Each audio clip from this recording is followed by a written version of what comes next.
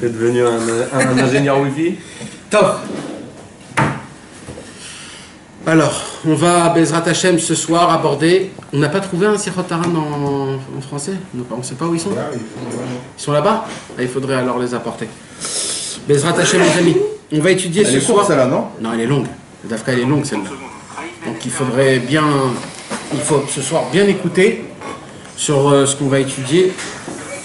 On va étudier le Sichot Haran numéro 151, la dernière conversation de Rabbi Nachman de Breslev au sujet du septième des sept mendiants. Le conte le plus haut que Rabbeinu a dévoilé, la Torah la plus haute que Rabbeinu a dévoilée. C'est le sommet de tous les sommets qu'on a, à part le Pétek. Et il n'est pas fini. Et c'est pas fini. Juste avant que je commence le cours, très important mes amis, juste pour que vous sachiez, on a créé un Drive, un Google Drive, et on a fait rentrer là-bas tous les cours en MP3. Celui qui veut les descendre, les télécharger, il y a une centaine de cours, il y a tous les Sichot Haran, il y a tous les parachiotes, en MP3, juste pour écouter en MP3. Juste pour que vous le sachiez, je peux vous envoyer le lien si vous voulez, Bezrat Hashem, et faites diffuser aussi. C'est pour les gens, pour les avions, quand on voyage ou dans des trucs comme ça, c'est bien Bezrat Hashem. Alors Bezrat Hashem, on va parler des sept mendiants. Donc la dernière conversation, Rabbi Nachman a consacré plusieurs conversations sur les sept mendiants. Et Baruch Hashem, maintenant, on est arrivé au dernier, le dernier des contes de Rabbi Nachman. Et on a parlé énormément sur les sept mendiants, énormément. C'est quoi les sept mendiants? Qu'est-ce qu'ils ont passé, les sept mendiants? En vérité, j'ai entendu quelqu'un, et j'ai lu aussi, que les sept mendiants, en fait, c'est le mariage. Quand Mashiach va se marier, c'est les Sheva Brachot du Mashiach. En vérité, quand Mashiach viendra et qu'il va nous libérer, va nous sauver, va nous faire sortir de l'exil, dès que Mashiach viendra et que tout l'âme Israël va le recevoir et que tout sera bien, ça sera un mariage. Ça sera un mariage. Et pendant 7 jours, il y aura comme les Sheva Brachot. Mais ça ne sera pas 7 jours comme nous on croit, 7 jours, 24 heures. Ça sera 7 jours d'un niveau d'une journée. Ça veut dire que ça peut être 1 mois, 2 mois, 3 mois. Chaque jour peut prendre beaucoup de temps. Parce que nous aujourd'hui, on ne vit pas nos jours. On ne vit pas chaque seconde. On vit comme ça. Mais on les vit pas chaque seconde. Ils sont pas mamash. On les vit vraiment. Quand on dort, par exemple. Alors c'est du temps qui est quand on est aux toilettes, quand on mange. D'accord, c'est un temps qui passe. C'est pas un temps qu'on le vit vraiment. On le vit vraiment. C'est quand on le vit vraiment. Par exemple, demandez à un marié. Quand tout de suite, quand il se marie vraiment, comment chaque seconde c'est important, comment il veut pas que ça se passe, il veut pas que ça se termine, il veut que ça continue, il veut que la simcha elle avance.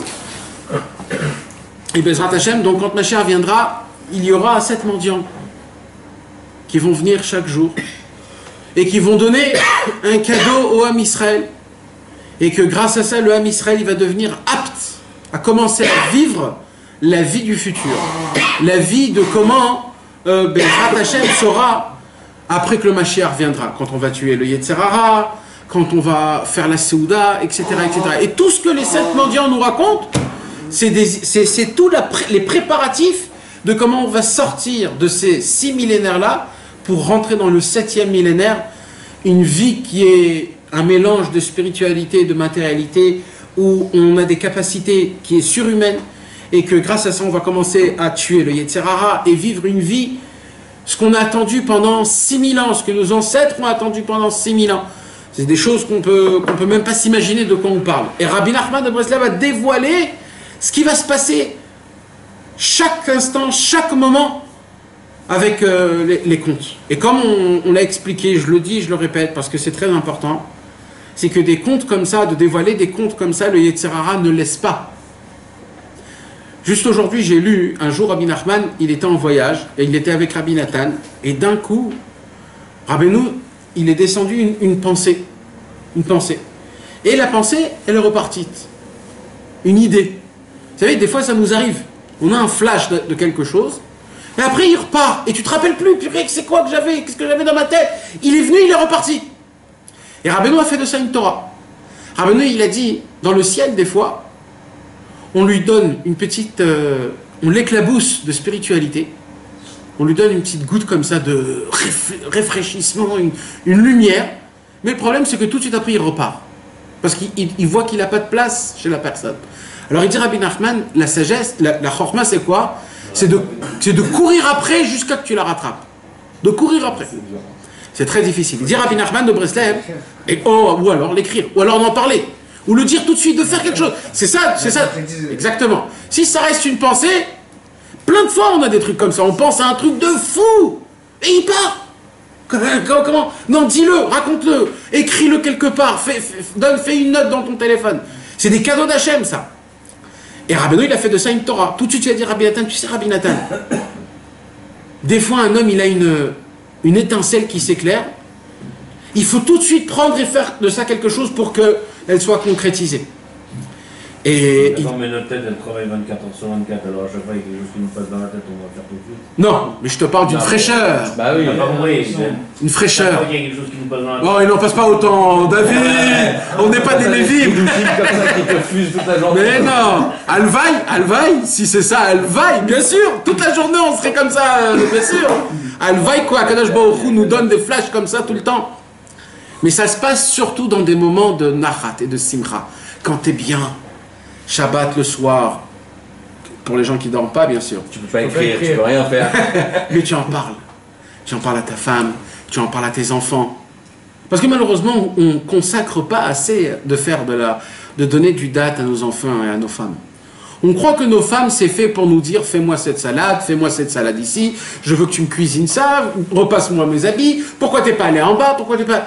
Non, mes amis, c'est pas ça une femme. Une femme, si tu arrives à la faire rentrer dans ton trip, t'es le meilleur homme au monde. Parce qu'une femme, quand elle comprend quelque chose de bien, que c'est bien pour son mari, elle sera la première à te pousser à faire. La première. Et ne croyez pas en disant, ouais, moi, ma femme, elle n'est pas trop religieuse. C'est des bêtises, tout ça. C'est des bêtises. Il y a une puissance qui est énorme, qui est enfouie en nous, qui se cache, qui veut se révéler. Il est prêt pour nos femmes et pour nos enfants, cette Nekuda.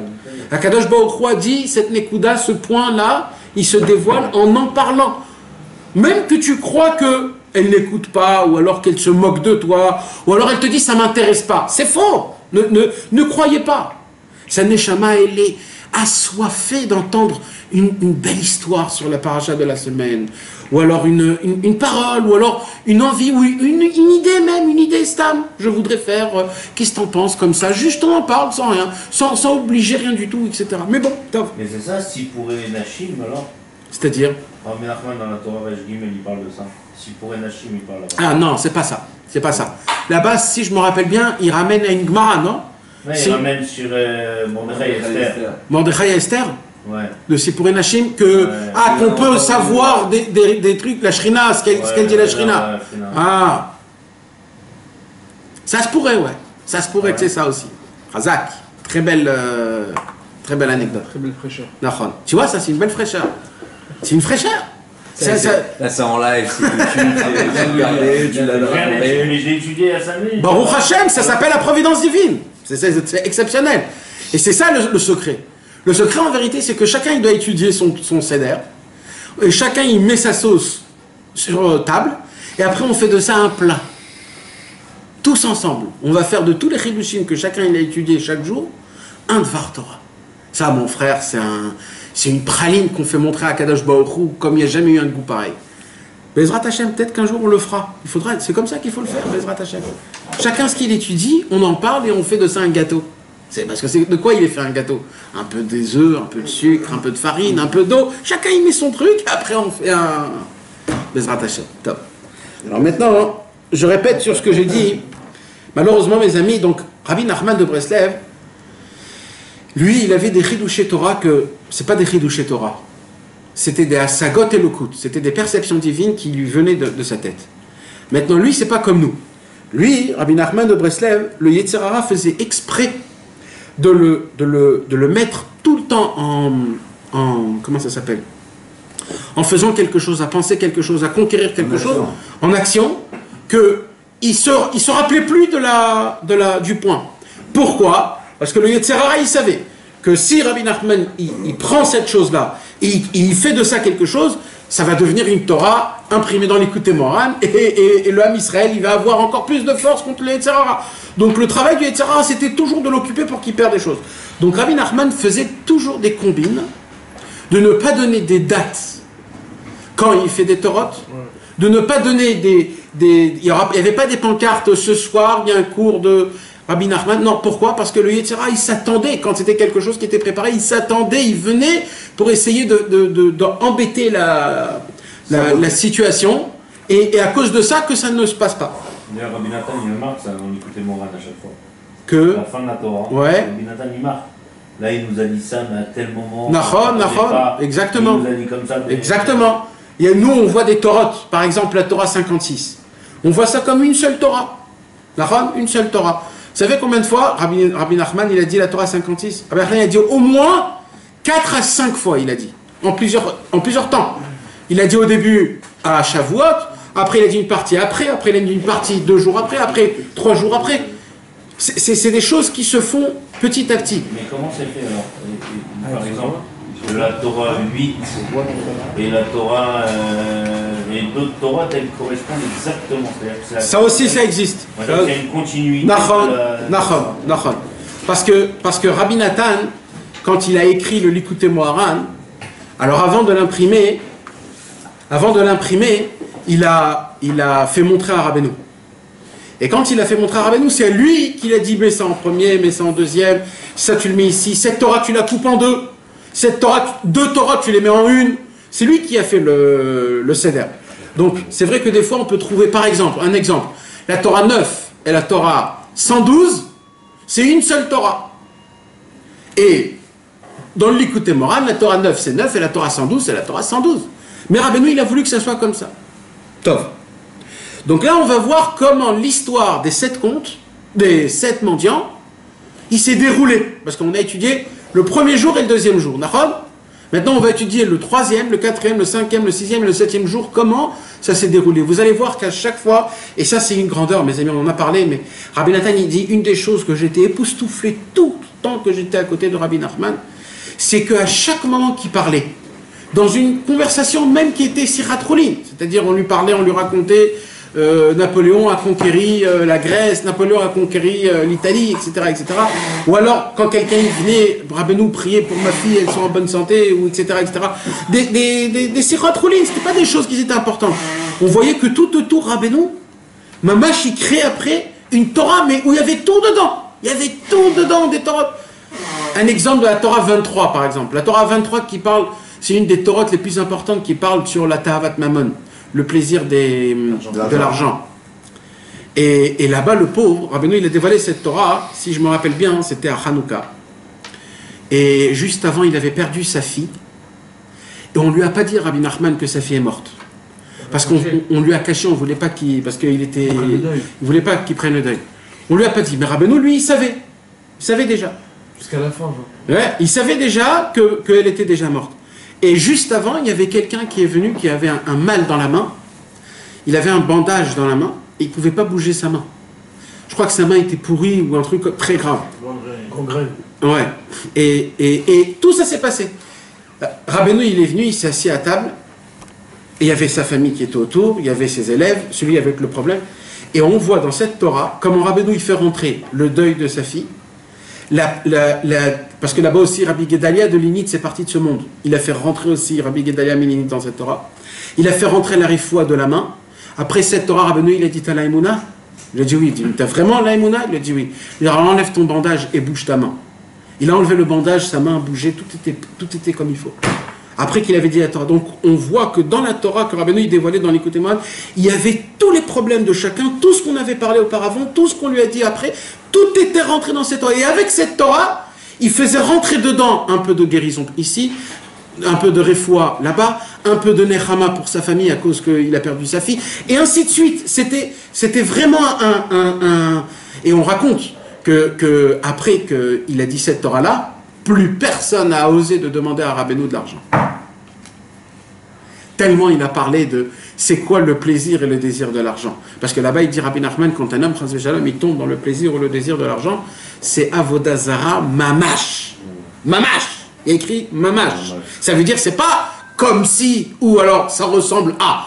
Il dit quand un homme il tombe dans le comment on appelle ça, c'est la soie, exactement, le trans, comment s'appelle ouais, c'est la pulsion, la passion, aussi.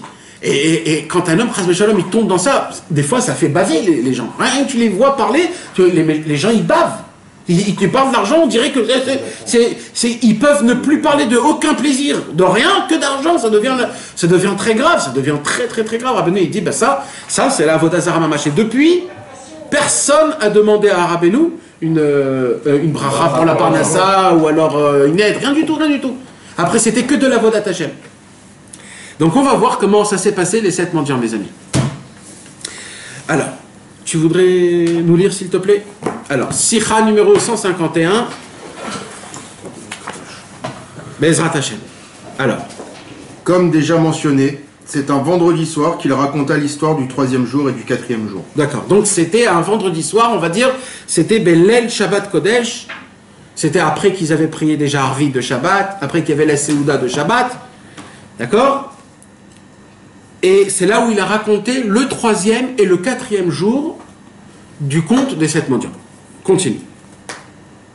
À cette époque, son petit-fils, encore enfant, était très malade et notre maître souffrait beaucoup de voir que sa grave maladie prenait le dessus. Voilà. Rabbeinu, au moment où il a commencé à raconter le commencement des 7 mendiants, son petit-fils, qui s'appelait Israël, au nom du Baal Shem Tov, est tombé malade. Je vous rappelle que Rabbeinu avait déjà perdu 3 enfants, ses propres enfants. Ils avaient déjà perdu. Rabbi Nathan était tombé malade, sa femme était tombée malade, et un enfant chez Rabbi Nathan aussi était mort. Rabbeinu, il est parti chez Rabbi Nathan, il lui a demandé pardon à Rabbi Nathan que son fils est mort. Rabbi Nathan, il a dit, pourquoi tu me demandes pardon? Il dit, parce que, comme je dévoile des grandes choses, le Yitzhara, il a compris que moi, ça ne me fait plus rien, alors il s'est attaqué à mes disciples. Il a dit, mais n'aie pas peur, je l'ai combattu sur ça, et plus jamais il va toucher un de mes disciples. Alors dès que c'est passé, le Yitzhara, il est revenu chez Rabbeinu, et là il s'est attaqué à ses petits-enfants. Et là c'était très grave. Parce que là, Rabbi Nathan, Rabbeinu, il ne pouvait pas accepter un truc pareil. C'est Chas v'Shalom, je dis ça de mes mots, ça veut dire, il ne pouvait pas supporter ça.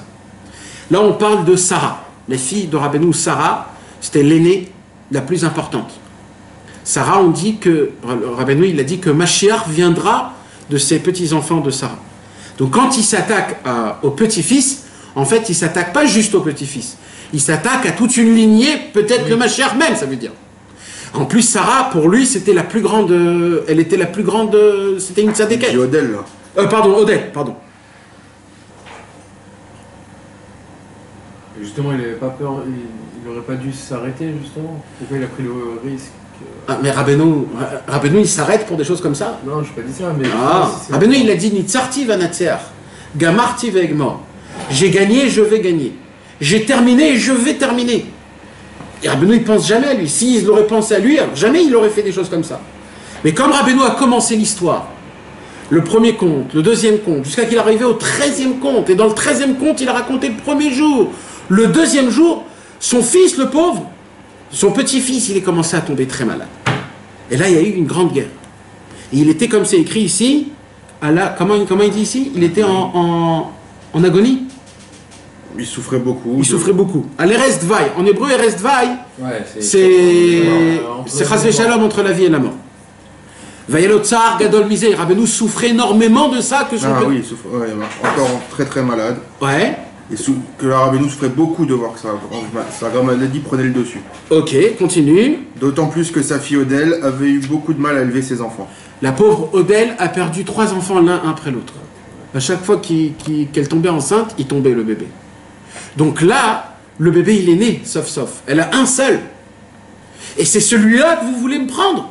C'est pour ça que Rabbeinu était c'était très difficile pour lui. Ce vendredi soir, il pénétra dans la maison et s'assit à table affecté par la situation. Affecté par la situation. Ouais, genre, Pour monter. Ouais. Là, il y a écrit Betsar Gadol, avec une très grande peine. Continue. Il ne s'attarda pas, et nous récitâmes aussitôt les actions de grâce. Ah, le Birkat. Amazon. Alors, il faut que vous compreniez, mes amis, et on va lire plus tard Bezrat Hashem dans quelques sichot, nos sichot Aran. Rabbi Nathan va nous décrire comment c'était Shabbat chez Rabbeinu. J'attends impatiemment d'arriver à cette sikha. À chaque fois que je lis cette sikha, comment Rabbi Nathan il décrit le Shabbat de tu sors de ce monde. Voilà, je vous dis tout simplement, on sort de ce monde. Il dit Rabbi Nathan, je ne sais pas quand Mashiach viendra, si on pourrait quand même avoir le goût de ce qu'on a goûté quand on était à la table de Rabbi Nathan. Même après Mashiach. Même quand Mashiach viendra. Même quand il y aura tous les tzadikim. Je ne sais pas si on pourrait goûter ce que nous on a goûté le Shabbat chez Rabbi Nachman. Le Shabbat chez Rabbi Nachman, mes amis, Rabbi Nathan il dit quand Rabbeinu il rentrait, il commençait à faire Shalom Aleichem. C'est pas le Shalom Aleichem, et tu vois toutes les salades là, tu dis fou là, qu'est-ce que je vais manger, le pain, tu vois le pain, les chalot, les trucs, c'était pas ça du tout. Le pain, les chalot et les salades que nous on kiffe, c'était le Shalom Aleichem. Le Shalom Aleichem, c'était tout un monde, Shalom Aleichem. Maintenant, tu crois que quand tu rentrais, tu avais faim? Tu n'avais pas faim du tout. Tu voyais Rabbeinu, c'était un autre monde. Et là, Rabbeinu commençait à s'essayer. Et quand il disait Shalom Aleichem, il dit Rabbi Nathan, comme si qu'on voyait Mamash les anges, et qui disait Shalom Aleichem. Et il s'attardait sur le Shalom Aleichem en chantant, avec une voix et des sons. Ça t'emportait. Tu n'étais plus là où tu étais. Après, il dit Rabbeinu, ça c'était que Shalom Aleichem. Mais quand on passait à Eshet Raïl, alors là, Eshet Raïl, c'était, tu voyais ce qu'il disait Shlomo HaMelech. Eshet Raïl, Mimtsa. Rabbeinu lui disait avec les points les points d'interrogation, les points, les virgules, il lui disait comme si que c'était une conversation, comme si que Shlomo HaMelech. Après, il disait, et le Kiddush. Il disait Rabbeinu, le Kiddush, ça prenait au moins 1 heure. Non. Pas parce que Rabbeinu, il venait ici et il avait honte. Il disait Rabbeinu. On voyait que Rabbeinu, il devenait tout rouge. Il avait honte devant Hachem de dire le Kiddush. Alors il essayait de dire Yom HaShishi, mais il bégayait. Il disait, il bégayait, il essayait, il bégayait, il n'arrivait pas. Jusqu'à que ça commençait Yom HaShishi, Vayechulu HaShamayim. Et il commence comme ça, chaque mot. Il disait Rabbi Nathan, chaque mot qu'il disait, on ressentait comme si qu'il reconstruisait tout le monde. Des 7 jours encore, tout nouveau, comme si c'était quelque chose de nouveau. C'est des choses qu'on ne peut même pas comprendre, mais Bezrat Hashem, on va le lire. Mais maintenant, pourquoi je vous raconte tout ça? Parce que Rabbi Nathan, il dit, ça, quand on commençait à manger, alors, il y avait les mirotes de Shabbat. Quand il chantait Kol Mekadesh Vi, Menucha Vesimcha, Baruch El Elyon, Asher Natan Menucha, Litanek Betanugim, Barburin Uslavagim, Mehen Olam Haba. Vous savez, Rabbi Nachman de Breslev, il a écrit le chant, le nigun de Mehen Olam Haba. Et ça, Rabbeinu le chantait, mamash, encore et encore. Après, il y avait Azamer Bishvachim, le nigun que Rabbeinu lui-même, il a écrit. Vous savez, mes amis, j'ai lu il n'y a pas longtemps. C'est lequel? Azamer Bishvachim. C'est Rabbeinu qui l'a écrit. Bevadaï. Maintenant, vous savez que Rabbeinu, il a dévoilé un secret énorme. Un secret énorme, je l'ai lu il n'y a pas longtemps. Vous savez qu'il y a des mondes, mes amis. Il y a des mondes que pour ouvrir la porte de ces mondes, il faut un chant. Il faut un chant. C'est comme un empreinte digitale. Il y a des mondes dans le ciel que quand tu veux accéder, quand tu veux rentrer dans ces mondes, il faut que tu chantes un chant. Si tu chantes le chant comme il faut, la porte s'ouvre et tu rentres. Comme c'est ça, Genre il se retourne. Exactement un truc comme ça. Non mais mes amis, Alors vous savez, Rabbi Nachman de Breslev a créé il a créé dans sa généralité 10 chants, 10 nigunim, pardon, 10, comment on dit des nigunim? Des airs, 10 airs, 10 mélodies. Et 3 mélodies, c'est les 3 chants qu'on chante au début de la Seuda Rishona, Seuda Shnia et Seuda Shlishit. À la Seuda Rishona, on chante Azamer Bishvachim. À la Seuda Shnia, on chante Asader li Seudata. Asader li Seudata, Betzafra de Shabbata. Et le 3e, c'est Bnei Chala. Bnei Chala, Dirsifi, Lemer, Zezif. C'est des airs de Rabbeinu. Rabbeinu, il a dit, quand on chante ces chants, avec l'air de ce qui est fait pour avant chaque Seuda, on ouvre la porte de la Gdusha de Shabbat pour rentrer dans le monde de Shabbat Kodesh. C'est en chantant ces chants, c'est pas pour rien que c'est pas un jour il s'est dit allez je vais créer une mélodie. Non, non, c'est le nigun, l'air en lui-même, il est fait spécialement pour ouvrir la porte de ce monde qu'on doit. Vous savez pourquoi 3? Parce que la Seuda Rishona, on reçoit Nefesh. La Seuda Shnia, on reçoit Ruach. Et à la Seuda Shlishit, on reçoit la Neshama. Nefesh, Ruach, Neshama. Quand tu chantes, tu as le Nefesh, Ruach, Neshama de Shabbat Kodesh. Tu rentres, c'est un autre Shabbat. C'est un autre manger que tu manges. C'est quand les enfants ils grandissent sur ces airs-là, c'est des autres enfants. C'est pas maintenant après que des chires avec la bourra et la damprout et la pkeila, et il n'y a que ça, et on parle que de ça, elle est bonne, et celle-là elle est meilleure, et celle-là elle est comme ça, et c'est... Non, non, non, c'est une autre conversation qu'on parle. C'est une conversation de la paracha de la semaine, Yaakov, Esav, le nerf sciatique, les brachot, c'est un autre monde. Le chant est en fonction du siman. Du siman Abraham, siman tout, quand on dit dans les... Non. Non. C'est au début, dans tous les Sidorim, c'est au début de chaque Seuda, c'est écrit. Azamer Bishvachim, Sader li Seudata. C'est des chiens que c'est... Celui qui a écrit, c'est le Harizal qui a écrit le chant. C'est le Harizal. Le Siman, c'est Ani Yitzhak Luria. Donc, c'est le Harizal qui les a écrits et c'est Rabbeinu qui a créé l'air. D'accord? Et pourquoi je vous raconte tout ça? Parce que là, Rabbi Nachman, Kaviachol, nous on ne comprend pas, mais il était tellement peiné. Il était tellement, Chas Shalom, fracassé. Il avait tellement sur ses épaules que là, comme il dit ici, il s'est pas attardé. Velo nitma'ameh b'seuda zot klal. Il s'est pas du tout attardé. Ça veut dire il a fait kiddush, très simple, tout simple, comme nous tous. Shalom Aleichem très vite, Eshet Reil très vite. Il s'est assis, il a mangé ce qu'il fallait, un peu de poisson, la maraque, comme on dit. La soupe. La soupe et un peu de viande, et il a fait Birkat Hamazon. Vous savez, quand un truc comme ça se passe... Comme maraque, c'est obligé, là? Comme ça chez les Chassidim. Le maraque, dans le maraque, il y a le Yud Kevavke. Le Yud, c'est le Knei Dalar, la petite... Ouais, la petite boulette de... Le He, c'est la Kaf. Le Vav, c'est ta gorge. Et le He, c'est la maraque en elle-même. Mais c'est des choses qui sont pas importantes. À l'époque, ils avaient... Il faisait ça. Tout, ouais, lui, il faisait ça. Mais ce qui se passe, c'est que pendant des semaines, il y avait des élèves de Rabbeinu qui attendaient de faire Shabbat avec Rabbeinu pour voir toute cette ambiance, cette ferveur, Et là, d'un coup, ils voient Rabbeinu de cette manière-là.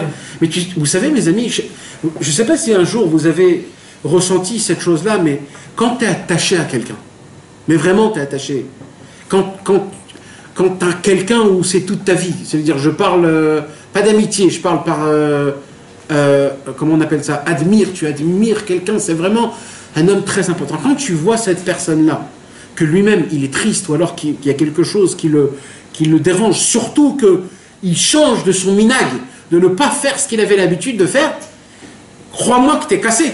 T'es cassé plus que le tzaddik, parce que tu sais plus quoi faire. Tu te dis, mais comment c'est possible? Mon point grand-père, il est en train de bouger, ça veut dire, c'est pas normal, c'est grave.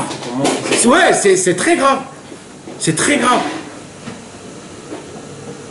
V'techef berachnu birkat Hamazon. Et tout de suite, on a fait Birkat Hamazon, il dit Rabbi Nathan. Comme ça, il raconte. Et il dit Rabbeinu comme ça, continue Jérémie. Avant que les gens viennent se rassembler autour de lui pour l'écouter comme ils en avaient l'habitude. Voilà, d'habitude, chez les Chassidim, comment ça se passe, jusqu'à aujourd'hui? Il y a d'abord, tout le monde, on fait Arvit Shel Shabbat. Tout le monde rentre chez eux à la maison pour manger. L'Admour, il s'enferme dans une pièce. Et sa femme l'attend. Dès que tout le monde termine de manger chez eux à la maison, Ils font pas Birkat Hamazon chez eux à la maison. Ils revont à la maison de l'Admour, ça s'appelle le Tish, et là-bas ils terminent la Séouda avec l'Admour, en mangeant un petit peu de pain, en mangeant le reste du tzaddik, et pour chanter aussi les Zmirot de Shabbat avec le tzaddik. Donc comme ça se passait. D'accord? Alors là, c'est ça qu'il dit. Là, il dit, avant encore que les gens ils sont venus chez Rabbeinu, après qu'ils ont mangé chez eux à la maison. Mais quoi, Rabbi Nathan, il mangeait avec... Mais Rabbi Nathan, il était avec Rabbeinu, parce qu'il était loin. Il habitait dans une autre ville. Pas une grosse table. Non, là c'était une petite table. Non, il veut pas une grosse table. Vas-y. Après le Birkat Hamazon, il demeura assis à sa sainte table, et de sa bouche sainte et pure nous délivra un discours admirable et saisissant, contenant un saint enseignement, comme c'était toujours le cas pour la plupart de ses propos. Et toute la conversation tourna autour de la grande souffrance qui l'affectait. Et si je m'en souviens bien, il parla du cœur qui est poursuivi. Voir l'histoire du 3e jour. Vous avez un petit peu regardé les sept mendiants, mes amis? Je vous ai demandé la dernière fois de regarder un petit peu. Le cœur et la source. Le cœur est la source. Là-bas, Rabbeinu, il parle que le cœur, il y a un cœur, il dit Rabbeinu. Ou pour lui, tout c'est un cœur. Maintenant, c'est un corps en entier, mais tout c'est le cœur. Il dit là-bas, Rabbeinu, que l'ongle du pied de ce cœur, il est tellement cœur, encore plus cœur qu'un cœur normal. Vous comprenez de quoi je vous parle? C'est un cœur qui est 1 milliard de pourcents cœur. Ça veut dire c'est c'est l'as de cœur. Voilà. C'est la racine du cœur la plus possible. Pourquoi t'es l'ongle de pied? Hein? Comme ça il s'est écrit l'ongle. Non, c'est pas l'ongle du pied, t'as pas compris. Dans tout le cœur, exactement, dans tout le cœur, l'ongle du pied du cœur, il est encore plus cœur que ton cœur à toi. Non, mais ça veut dire, imagine-toi, c'est une machine. Partie du cœur. Elle est énorme, d'accord? Maintenant, Rabbeinu, il se considère ça à lui, le cœur. Et là-bas, il y a écrit que le cœur, il souffre énormément. Ça veut dire, Rabbeinu, il est en train de parler, en fait, de soi-même. Pourquoi? Parce que le pauvre, son petit-fils, est en train de, Chasvé Shalom, de partir de ce monde. Et Rabbi Nachman était tellement contrarié qu'en fait, Rabbeinu, il faisait une sirat traverim. Il parlait ce qu'il avait. Mais venez maintenant, mes amis, par votre permission, on essaye de décortiquer ce qu'on vient de dire. Rabbeinu a une situation, et Rabbeinu fait de cette situation une Torah. Que cette Torah, elle sera pour l'éternité. Qu'est-ce que vous en pensez de ça? Temporel. Moi, j'aurais dit que de base, Akadosh Baruch Hu créait ces choses pour que Rabbeinu, à travers ces choses-là, il dévoile une Torah. En fait, tout ce qui se passait avec lui, c'était pour que Rabbeinu, en fait, il dévoile une Torah par rapport à ça. Quand Rabbeinu, il souffrait de son fils, de son petit-fils, parce qu'il était en train de partir de ce monde, en vérité, de quoi on parle? On parle que Rabbeinu, il était obligé qu'il a une fille, et que sa fille perd 3 enfants, et que le 4e, il naisse, et qu'ils sont en bonne santé, et que là, il tombe malade, et que en passant par des situation pareille, je peux raconter le 3e jour des 7 mendiants. Sinon, je ne peux pas le raconter. Pourquoi? Parce que le 3e jour des 7 mendiants, ça parle du cœur, et le cœur, c'est moi, et moi, je passe par là. Ça veut dire, dans les 7 mendiants, Rabbeinu racontait ces 7 faces propres de lui-même. Et alors, pourquoi ça regadole alors? Parce que il doit le vivre Bennett. C'est pas du stam, du semblant. C'est mamage, ça doit être du mamage. C'est quel mendiant de nouveau le 3e jour? Le 3e jour, c'est Bec. c'est la bouche. Celui qui bégayait. Mais il le savait, donc il a accepté Non, la situation. non, oui, mais tu Ouais, peux mais l'accepter, mais alors que tu l'acceptes, ça te fait pas mal. Non, mais ça te fait, ça te Il fait a mal perdu quand ses même. enfants en plus. Ça va, Non, mais ça fait quand même mal. je sais le comprendre. Ouais. Alors maintenant, qu'est-ce qu'il dit ici? וכל השיחה הייתה שייכת לצערו הגדול שהיה לו וכמדומה שדיבר אז מעניין הלב שרודפים אותו. D'accord? Ça c'est l'histoire de la 3e histoire des 7 mendiants. Continue Jérémie. Par la suite, au cours de cette conversation, il s'exclama. Ouais. Où en sommes-nous concernant notre histoire? D'un coup, en plein milieu, qui fait sa sirat traverim, qui parle avec ses élèves, qui essaye de... D'un coup, il dit, mais On est où? on en est où? Parce que vous savez, la dernière fois, c'était quand? C'était mercredi. C'est-à-dire mercredi dernier, il avait raconté le deuxième jour. Et le premier jour, c'était aussi un Erev Shabbat. Donc il y a une semaine qui est passée. Une semaine qui est passée, donc on connaît le premier, le deuxième. Et là, Rabbeinu, en plein milieu que Erev Shabbat, il dit, mais où on en est dans l'histoire? Regarde qu'est-ce qui se passe ici. Et ça s'appelle Veteref Nivahalnu. Ouais, c'est ça, je crois. On a eu tous très peur. Comment il le dit ici? Nous fûmes pris de panique. On était en panique. Ça faisait très peur. Rabbi Nathan, il savait que c'est pas Stam, cette histoire. Cette histoire, c'est quelque chose que tout le monde dépend de ça. Et Rabbi Nathan, il savait que si Rabbeinu ne termine pas les comptes, on va les perdre. C'est ou maintenant ou jamais. Donc Rabbi Nathan, il était prêt maintenant à écouter chaque mois. Parce que vous savez, mes amis, c'est pas Rabbeinu qui après, il a donné à Rabbi Nathan par écrit les comptes. C'était Rabbi Nathan qui devait se rappeler mot à mot de ce qu'il a dit Rabbeinu. Mot à mot. Parce que vous vous rappelez Rabbeinu ce qu'il a dit sur cette histoire. Si vous ratez une lettre, vous ratez toute l'histoire. Donc Rabbi Nathan, il fallait qu'il se rappelle mot à mot de tout comment Rabbeinu a raconté l'histoire. Alors Rabbi Nathan, il était prêt. Il était prêt comme un soldat. Veteref Nivahalnu. On a eu très peur. Sous le coup de l'agitation et de la crainte, je lui répondis que nous étions arrêtés au 3e jour. Il enchaîna aussitôt. Le 3e jour, les jeunes mariés se souvinrent du 3e mendiant et se demandèrent « Comment pourrait-on l'amener ici ?» Il relata toute l'histoire du 3e jour, et l'on retrouve en partie ce qu'il avait raconté auparavant. Et après avoir conté la fin de l'histoire du 3e jour qui se termine par une grande joie, il s'exprima ainsi. Ils fêtèrent une grande réjouissance. Ils fêtèrent une grande réjouissance. Donc ça veut dire qu'il avait déjà vu par l'histoire du 3e jour qu'il a raconté, qu'il avait sauvé l'enfant de son petit-fils. Ouais. Grâce au 3e jour des 7 mendiants, il a amené la réfoua à son petit-fils. Entre parenthèses, mes amis, c'est très important de le savoir, si Chas Veshalom, que Dieu nous en préserve. Il y a Chas Veshalom, un enfant qui est malade, vraiment, pas... Une grippe. Le 3e jour des 7 mendiants, c'est une ségoula pour ça. Parce que la réfoua, Rabbeinu, il l'a ramené à son petit-fils grâce au 3e jour des 7 mendiants. Donc rappelez-vous, c'est des choses très importantes, ces choses-là. Vers Hakar, et tout de suite après, dès que Rabbeinu a terminé donc le vendredi soir l'histoire du 3e jour, qu'est-ce qu'il a dit Rabbeinu? Il raconta aussitôt l'histoire du 4e jour, et dès qu'il l'eut terminé, il quitta la table sur le champ. Voilà. Et ça reste au 4e. Ouais. Rabbeinu, vous savez que Rabbeinu ne dormait pas. Ça a fait Dallas. Rabbeinu ne dormait pas 2 jours dans 2 jours. C'est-à-dire, comment on peut dire que Rabbeinu il dormait, mais 2 nuits, c'était connu que Rabbeinu ne dormait pas. Vendredi soir et samedi soir. Non. Vendredi soir, l'El Shabbat et Motzei Shabbat toute la nuit. C'était les 2 jours où Rabbeinu, c'était connu. Tu pouvais rentrer chez lui toute la nuit. C'était connu. Jamais il dormait Shabbat et jamais il dormait Motzei Shabbat. Jamais. Donc, qu'est-ce qui se passait? C'était le moment, il dit Rabbi Nathan, où c'est là où j'ai pris le plus. Le soir, les Shabbatot et les Motzei Shabbatot. Comme ça, il dit Rabbi Nathan dans le Korver. C'est là où j'ai acquis le plus de Rabbeinu. Pourquoi? Parce que Rabbeinu était il était ouvert au peuple. Parce que toute la journée, mes amis, de la semaine, Rabbeinu n'était pas ouvert à tout le monde. Rabbeinu était enfermé dans sa chambre, il faisait ce qu'il faisait. De temps en temps, il sortait comme ça, de temps en temps. Mais tu pouvais rentrer dans la maison de Rabbeinu, il était enfermé, tu peux pas.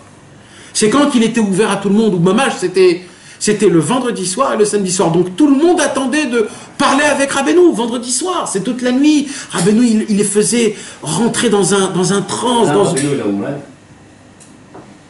Non, il est à New York. Non, c'est relou, il est. Surtout là. Non, mais j'ai entendu la raison, la question que j'ai posée. Moi, aujourd'hui, il paraît qu'ils ont dit, ils ont demandé, On a vu ça déjà, non, dans les séquences. C'est en ce moment là, quand il est en train de parler. Je veux savoir. Il est où Rabbeinu là quand tu parles? Ouais, Dans l'histoire. il est à Ouman. Là, il est à Ouman. Je suis en train de me revoir la maison. Ouais, exactement. Exactement. Est-ce que vous parlez là ou vous parlez pas? Non. Ouais. Voilà, Mamash. Là, il était à Ouman.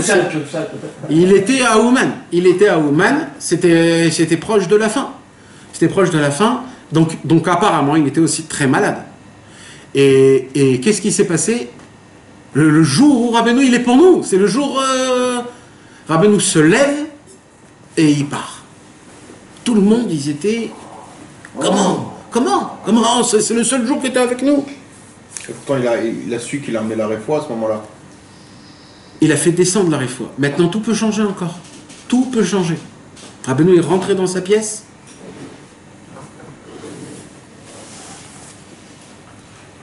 Maintenant, Rabbi Nathan, il raconte, personnellement. J'étais entièrement absorbé par l'idée qu'il me fallait reprendre les deux histoires stupéfiantes du 3e et du 4e jour. Voilà, Rabbi Nathan, il n'avait pas le temps de rentrer chez Rabbeinu et de dire « Rabbeinu, mais pourquoi vous ne restez pas avec nous? Parlez avec nous ». Rabbi Nathan, il avait cette audace divine de dire à Rabbeinu « Soyez avec nous, parlez-nous, faites-nous vivre ». Mais là, Rabbi Nathan était tellement occupé à se rappeler de tous les détails du 3e jour et du 4e jour qu'il s'est dit « Il faut vite que je m'assoie avec mon ami Rabbi Naftali et qu'on fait la chazara, qu'on se répète bien pour qu'on se rappelle bien de tous les détails. » Continue. Et c'est ce que je fis immédiatement avec l'aide des personnes qui les avaient elles aussi écoutées. Ce qui me fit oublier toute la sainte conversation qui avait été dite auparavant. Qu'on a perdu. Toute la conversation qu'il a parlé au début avant qu'il a raconté. On ne peut que déplorer ce qui est perdu, mais il nous faut louer et glorifier le Dieu vivant d'avoir eu le mérite de nous souvenir et pouvoir retranscrire ces histoires. Écoutez bien maintenant, avec intonation et vitalité. Du cœur. Et même du peu de compréhension que mon cœur peut en saisir, je ne dispose pas d'un langage et d'une plume pouvant faire toucher du doigt leur grandeur à faire frémir. Qu'est-ce que c'est beau, qu'est-ce que c'est beau. Écoutez-le en hébreu, mes amis. Asher afilu lefi me'at itnotzetsu shebelibi. Avec un tout petit peu de quelques toutes petites étincelles que j'ai dans mon cœur, il dit Rabbi Nathan, je n'ai pas les ustensiles de ma parole et de ma plume pour vous parler, vous dévoiler de la grandeur et de la stupéfiance de ce que c'est ces histoires-là. Vous savez, Rabbi Nathan, mes amis, dans le Likuta Halachot, il chot filin. Il dit Rabbeinu,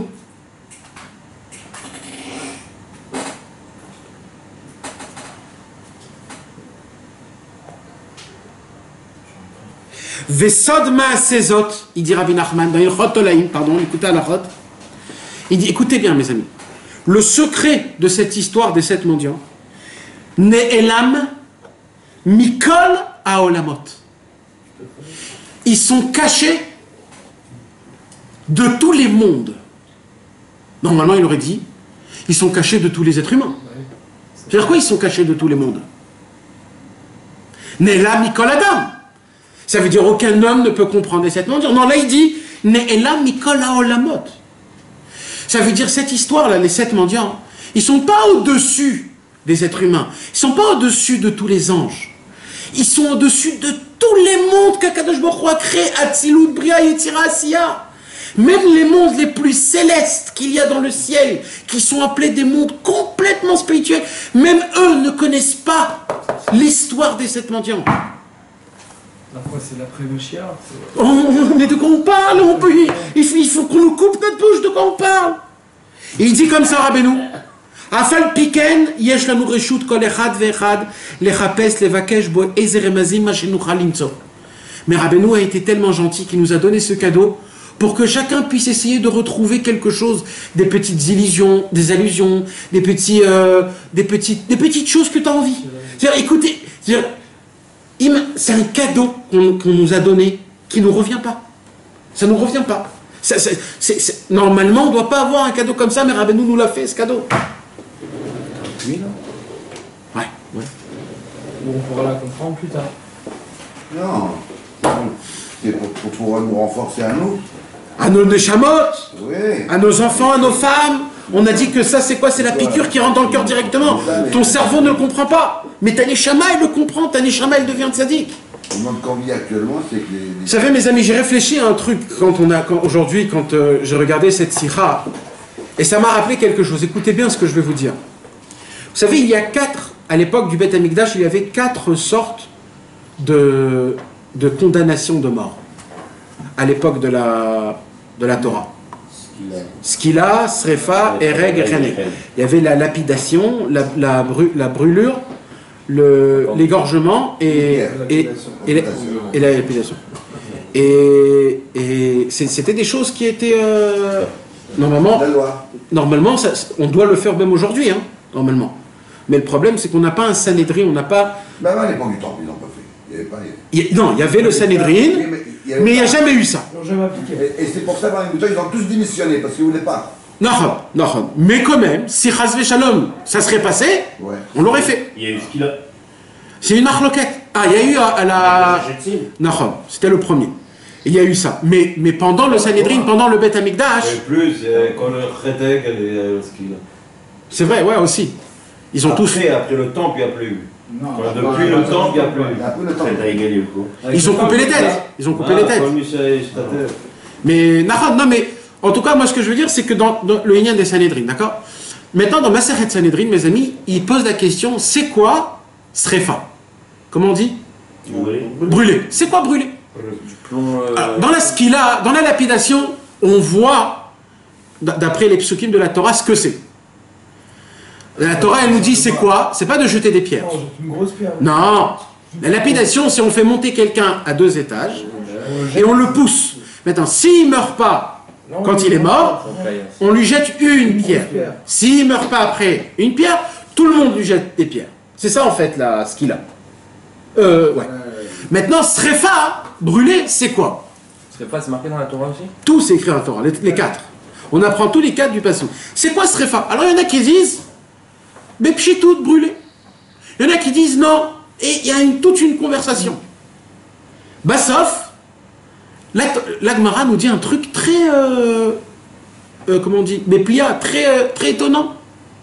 C'est quoi Srefa? Elle dit, on prend du plomb, on le brûle jusqu'à que ça devienne de l'eau, c'est-à-dire ça devient un liquide. On lui prend sa bouche, on lui ouvre bien comme il faut, on lui fait rentrer une sorte de... Voilà, et on lui fait faire couler directement, et c'est ça Srefa. La Gemara, elle pose la question, elle dit, pourquoi t'appelles ça Srefa?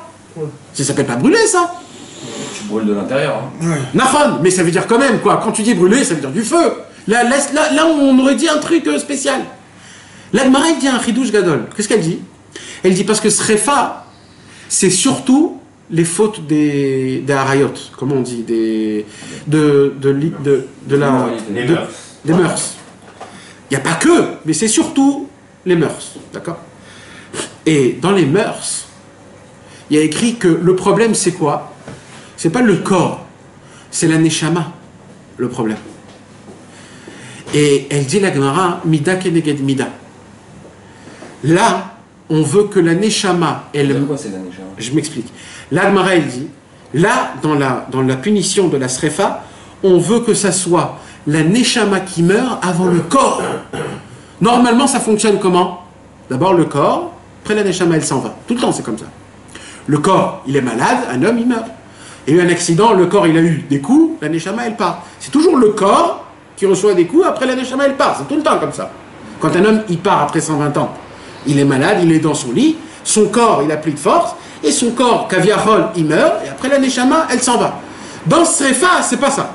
Srefa, c'est l'inverse. On demande à la neshama de partir en plein milieu que le corps, il est vivant. Le corps, il n'a rien. C'est la neshama qui part et le corps qui reste. Et après, le corps, il part. Pourquoi? Parce que toutes les fautes de mœurs, c'est une faute qui appartient que à la neshama. C'est des fautes qui... ça touche le lien de la neshama. Pourquoi? C'est quoi les fautes de mœurs? C'est de s'accouplir avec quelqu'un que c'est interdit, de base, pour avoir un enfant. Ça veut dire que tu vas obliger Hachem de prendre une neshama, quelque chose de très pur, et tu vas l'obliger à le mettre dans un corps que c'est interdit. C'est interdit, ce corps. Ce corps, il a été conçu pas bien. Donc, tu fais du mal à Hachem. Tu l'obliges à prendre... À quel moment la neshama sort du corps? Alors, quand un homme, il boit le plomb, qu'est-ce qui se passe? Le plomb, il descend jusque aux côtés du cœur, là où Kaviachol la Neshama elle est. Mais pas là-bas, les chamans. Oui, mais c'est dans le cerveau. Mais c'est une seule Neshama en fait. Ça s'appelle, c'est le roi, mais c'est la Neshama. Mais dès que ça descend, dès que ça arrive à côté du cœur, c'est là où il se durcit. Et il le tue de là-bas. Ça veut dire de là-bas, il le tue. Ça veut dire il ne s'est rien passé dans le corps. Sa tête, elle fonctionne, les pieds fonctionnent, le goût fonctionne. Ça veut dire lui-même, il meurt sans savoir qu'il meurt. C'est quelque chose de très très grave. Et ça, c'est à cause Mida Keneged Mida qu'il a obligé de prendre une Neshama d'Akadosh Baruch Hu, de le mettre dans un corps qui est... Alors, pourquoi maintenant je vous raconte tout ça, mes amis? Parce qu'il y a un effet inverse exactement pareil dans ça. Comment? Tous les Sipurim Asiyot, tous les contes de Rabbi Nachman de Breslev, c'est quoi? C'est un conte, c'est une histoire, que tu ne sais pas ce qu'il y a. Tu le lis, tu fais rentrer dans ton cerveau une histoire, tu ressens dans ton cœur, sans le comprendre extérieurement, mais oui, intérieurement. Là, tu ramènes ta Neshama dans un corps qui n'existe pas. C'est comme Srefa, mais en bien. Srefa, c'est que la Neshama, elle part du corps sans que le corps, il s'y connaisse. Les Sipurim Asiyot, c'est quoi? C'est que ça te ramène ta Neshama même si tu n'as pas de corps. Ça te répare ta Neshama même si ton corps, il reste complètement pourri. Et là, tu brûles. Pourquoi? Parce que tu as une Neshama qui est remplie de sainteté. Et là, ton corps, tu brûles. Et tu sens pas ce qui se passe. Tu dis, il faut que je fasse ça, il faut que je fasse ça. J'ai envie de me réveiller, j'ai envie d'aller au mikvé. J'ai envie de faire Hatzot. Peut-être je veux faire Hatzot. Tu sais pas ce qui t'arrive, j'ai soif de Torah. Pourquoi tout ça? Parce que ton corps, c'est un corps qui est pourri, tu l'as pourri ton corps. Mais grâce au Sipurim Asiyot, tu as rendu une Neshama qui appartient à un tzaddik. C'est pas équivaut à ton corps, donc c'est un coup de rachmal, c'est comme un électrochoc spirituel pour que tu puisses servir à Kadosh Baruch Hu. Donc c'est pour ça que Rabbi Nathan il dit, nous on parle comme ça des contes, on raconte comme si de rien n'était, mais aucun monde ne connaît ce conte. Aucun monde. Continue. Le mardi d'après, nous étions très proches de la fête de Pessah. Le mardi d'après? Qui précède la fête du Pessah. Attends, vas-y, continue. Le mardi d'après, nous étions très proches de la fête de Pessah. Notre maître fut obligé de quitter sa maison, car il allait refaire les plâtres en l'honneur de la fête. Voilà. Vous savez que les tzadikim à l'époque, ils étaient makpid à Pessah. Alors, c'est pas qu'ils repeignaient les murs, c'était plus que ça. C'est qu'ils remettaient du plâtre. Vous savez, entre les balatotes, comme on dit, les plaintes. Les carrelages. Entre les carrelages, il y a des rayures. Les tzadikim, ils avaient peur du hametz dans les rayures. Alors, qu'est-ce qu'ils faisaient? Ils mettaient une couche de plâtre. C'est de la chaux. Voilà. Pareil pour les murs. Quand il y avait des murs, à l'époque, c'était pas comme ici, tout lisse. C'est des plaques de murs. Ouais, ils colmataient. Alors qu'est-ce qu'ils faisaient? Dans les plaques de murs, on avait peur qu'il y a du hametz. Alors qu'est-ce qu'on faisait? On remettait du plâtre. C'est pas du plâtre en vérité. C'est du tit. Ouais, c'est comme Comme de la boue. un truc pareil. Mais c'était à l'époque pour recouvrir tout le hametz qu'il y avait. Donc, Rabbeinu est sorti de chez lui, de la maison. Bechavod. Il se rendit dans la maison du rabbin de la ville. C'est qui le rabbin de la ville? C'est Rabbi Nachman de Breslev. Non. Aaron. Rabbi Aaron, le Rav de Breslev, l'élève de Rabbi Nachman. Ah, c'est bien. L'élève de Rabbi Nachman, c'était le Rav de la ville. Rabbi Aaron, Il est à le Rav. Breslev ou il est à Ouman? Il était à Ouman. Mais là où Rabbeinu était, il était là-bas. D'accord? Jusqu'à aujourd'hui, mes amis, les gens ne savent pas, il existe encore la synagogue du Rav de Breslev de là où Rabbeinu priait. Parce que Rabbeinu, normalement, il priait chez lui à la maison. Ça veut dire il y avait un minyan qui venait, etc. Mais des fois, Rabbeinu, il allait prier dans la synagogue de la ville. Quand on regarde le Klois, vous voyez le Klois? Le petit cloche. Le Klois De Rabbi Nathan. de Rabbi Nathan qu'il a construit en rouge. Vous voyez? En face du Tsioun derrière? Quelqu'un peut me faire sortir la photo ancienne de Rabbeinu? Il faut baisser on va baisser pour qu'il y ait, alors on va montrer faire un petit film comme ça derrière avec l'ancienne, c'est l'ancienne photo, la photo normale. Ouais, dans l'époque, la petite maison, là on voit tous les chassidim comme ça. C'est une vraie photo. Maintenant, je vous fais montrer pour que vous puissiez la voir quand vous allez venir à Ouman, mes amis, parce qu'elle existe encore jusqu'à aujourd'hui. Et ce qu'on va raconter, c'était de ça. C'est là qu'il y avait la synagogue. C'est là-bas où il y avait la synagogue, c'est là où Rabbi Aaron, le Rav de Breslev, priait.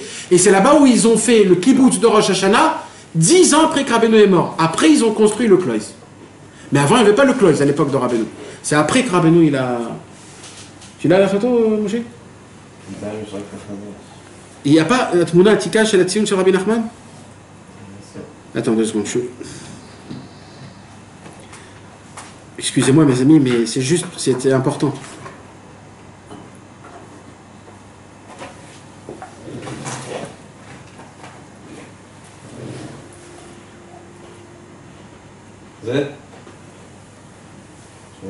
Ouais, vas-y, c'est bien aussi ça. Mets-la moi en grand, s'il te plaît.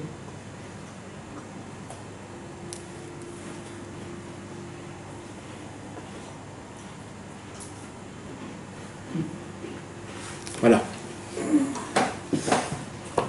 Alors, regardez. Ah, c'est du Tikkun HaKlali. C'est du Tikkun HaKlali. Vous la voyez la photo là? Ici, tu as remarqué en haut à droite comment elle est belle? Ah, Nissim. Alors, celle en face du Tzion, vous voyez une maison rouge au fond? Oui, à gauche. D'accord? La maison rouge, vous la voyez? Ça, c'est le Kloïs de Rabbi Nathan. D'accord? Maintenant, regardez à droite, à gauche, en haut, il y a une maison blanche. Vous la voyez? À droite. À droite? Si tu regardes ça. Ah. À droite, vous voyez à droite une maison blanche? Ça, c'était la synagogue de Rabbi pas de Rabbi Nachman, des habitants de Ouman. C'est là où le Rav, Rabbi Aaron, le Rav de Breslev, il priait. C'est là-bas où on a prié le kibbutz de Ouman Rosh Hashanah pendant 10 ans après que Rabbeinu est parti de ce monde. Jusqu'à maintenant, mes amis, elle est... C'est ça, en vrai? Non, c'est la Breslev, ça. Maintenant, elle est... Ancien. Elle est plus comme ça, La rouge, j'ai bien vu. Ouais. Ah oui. C'est un arbre. Alors maintenant, qu'est-ce qui s'est passé ici? Donc, Rabbi Nachman, il est sorti de chez lui à la maison. Et il est allé où? Dans la maison de son disciple, Rabbi Aaron, le Rav de Breslev. Le Rav de Breslev. Alors nous nous tenions alors autour de lui. Voilà, tous les élèves étaient avec Rabbi Nachman. C'est alors que quelqu'un parla d'un certain sujet, dont je n'ai pas souvenance, mais qui avait un lien quelconque avec un des faits figurant dans l'histoire du 6e jour. Pareil, toujours la même chose. On parle de Rabbeinu d'un Inyan, et c'est ce qui lui donna l'occasion de raconter toute l'histoire. voilà. Continue. Comme déjà mentionné, notre maître raconta l'histoire du 6e jour, alors que la fête de Pessah était imminente. À mon avis, le passage relatif aux 10 murailles d'eau fait allusion au secret du passage de la mer Rouge. Parce que dans la mer Rouge, il y a écrit qu'il y avait combien de passages? C'est pas comme dans le film. 12. Il y avait les 12 tribus. Donc ça veut dire que quand quelqu'un y passait dans un chemin, il voyait des deux côtés des murailles. Maintenant, dans l'histoire du 6e mendiant, là-bas, il y a écrit que la princesse, quand elle s'est sauvée, elle est rentrée dans un palais, que ce palais était que d'eau. Et elle a passé, pour rentrer dans ce palais, elle est passée dans 10 murailles d'eau. Et Rabbi Nathan, il dit, comme c'était Mamash proche de Pessah, donc j'ai fait l'allusion que peut-être ça parle Mamash, que la princesse, c'est le Ham Israël, qui rentre dans les 10 murailles d'eau. C'est quoi les murailles? C'est des difficultés qu'il y a dans le monde, qu'il faudra les refaire sortir, les faire sortir de là-bas. Et c'est comme ça que Rabbeinu a raconté le 6e jour des 7 mendiants. Il faut consulter à ce sujet ce que j'ai pu dévoiler. Ouais, parce que le 5e, il est raconté dans Chaim Moharad dans le Likutei Halachot Tolaim 4. Ouais. Généralement, c'est d'une conversation anodine qu'il avait avec nous. Pardon.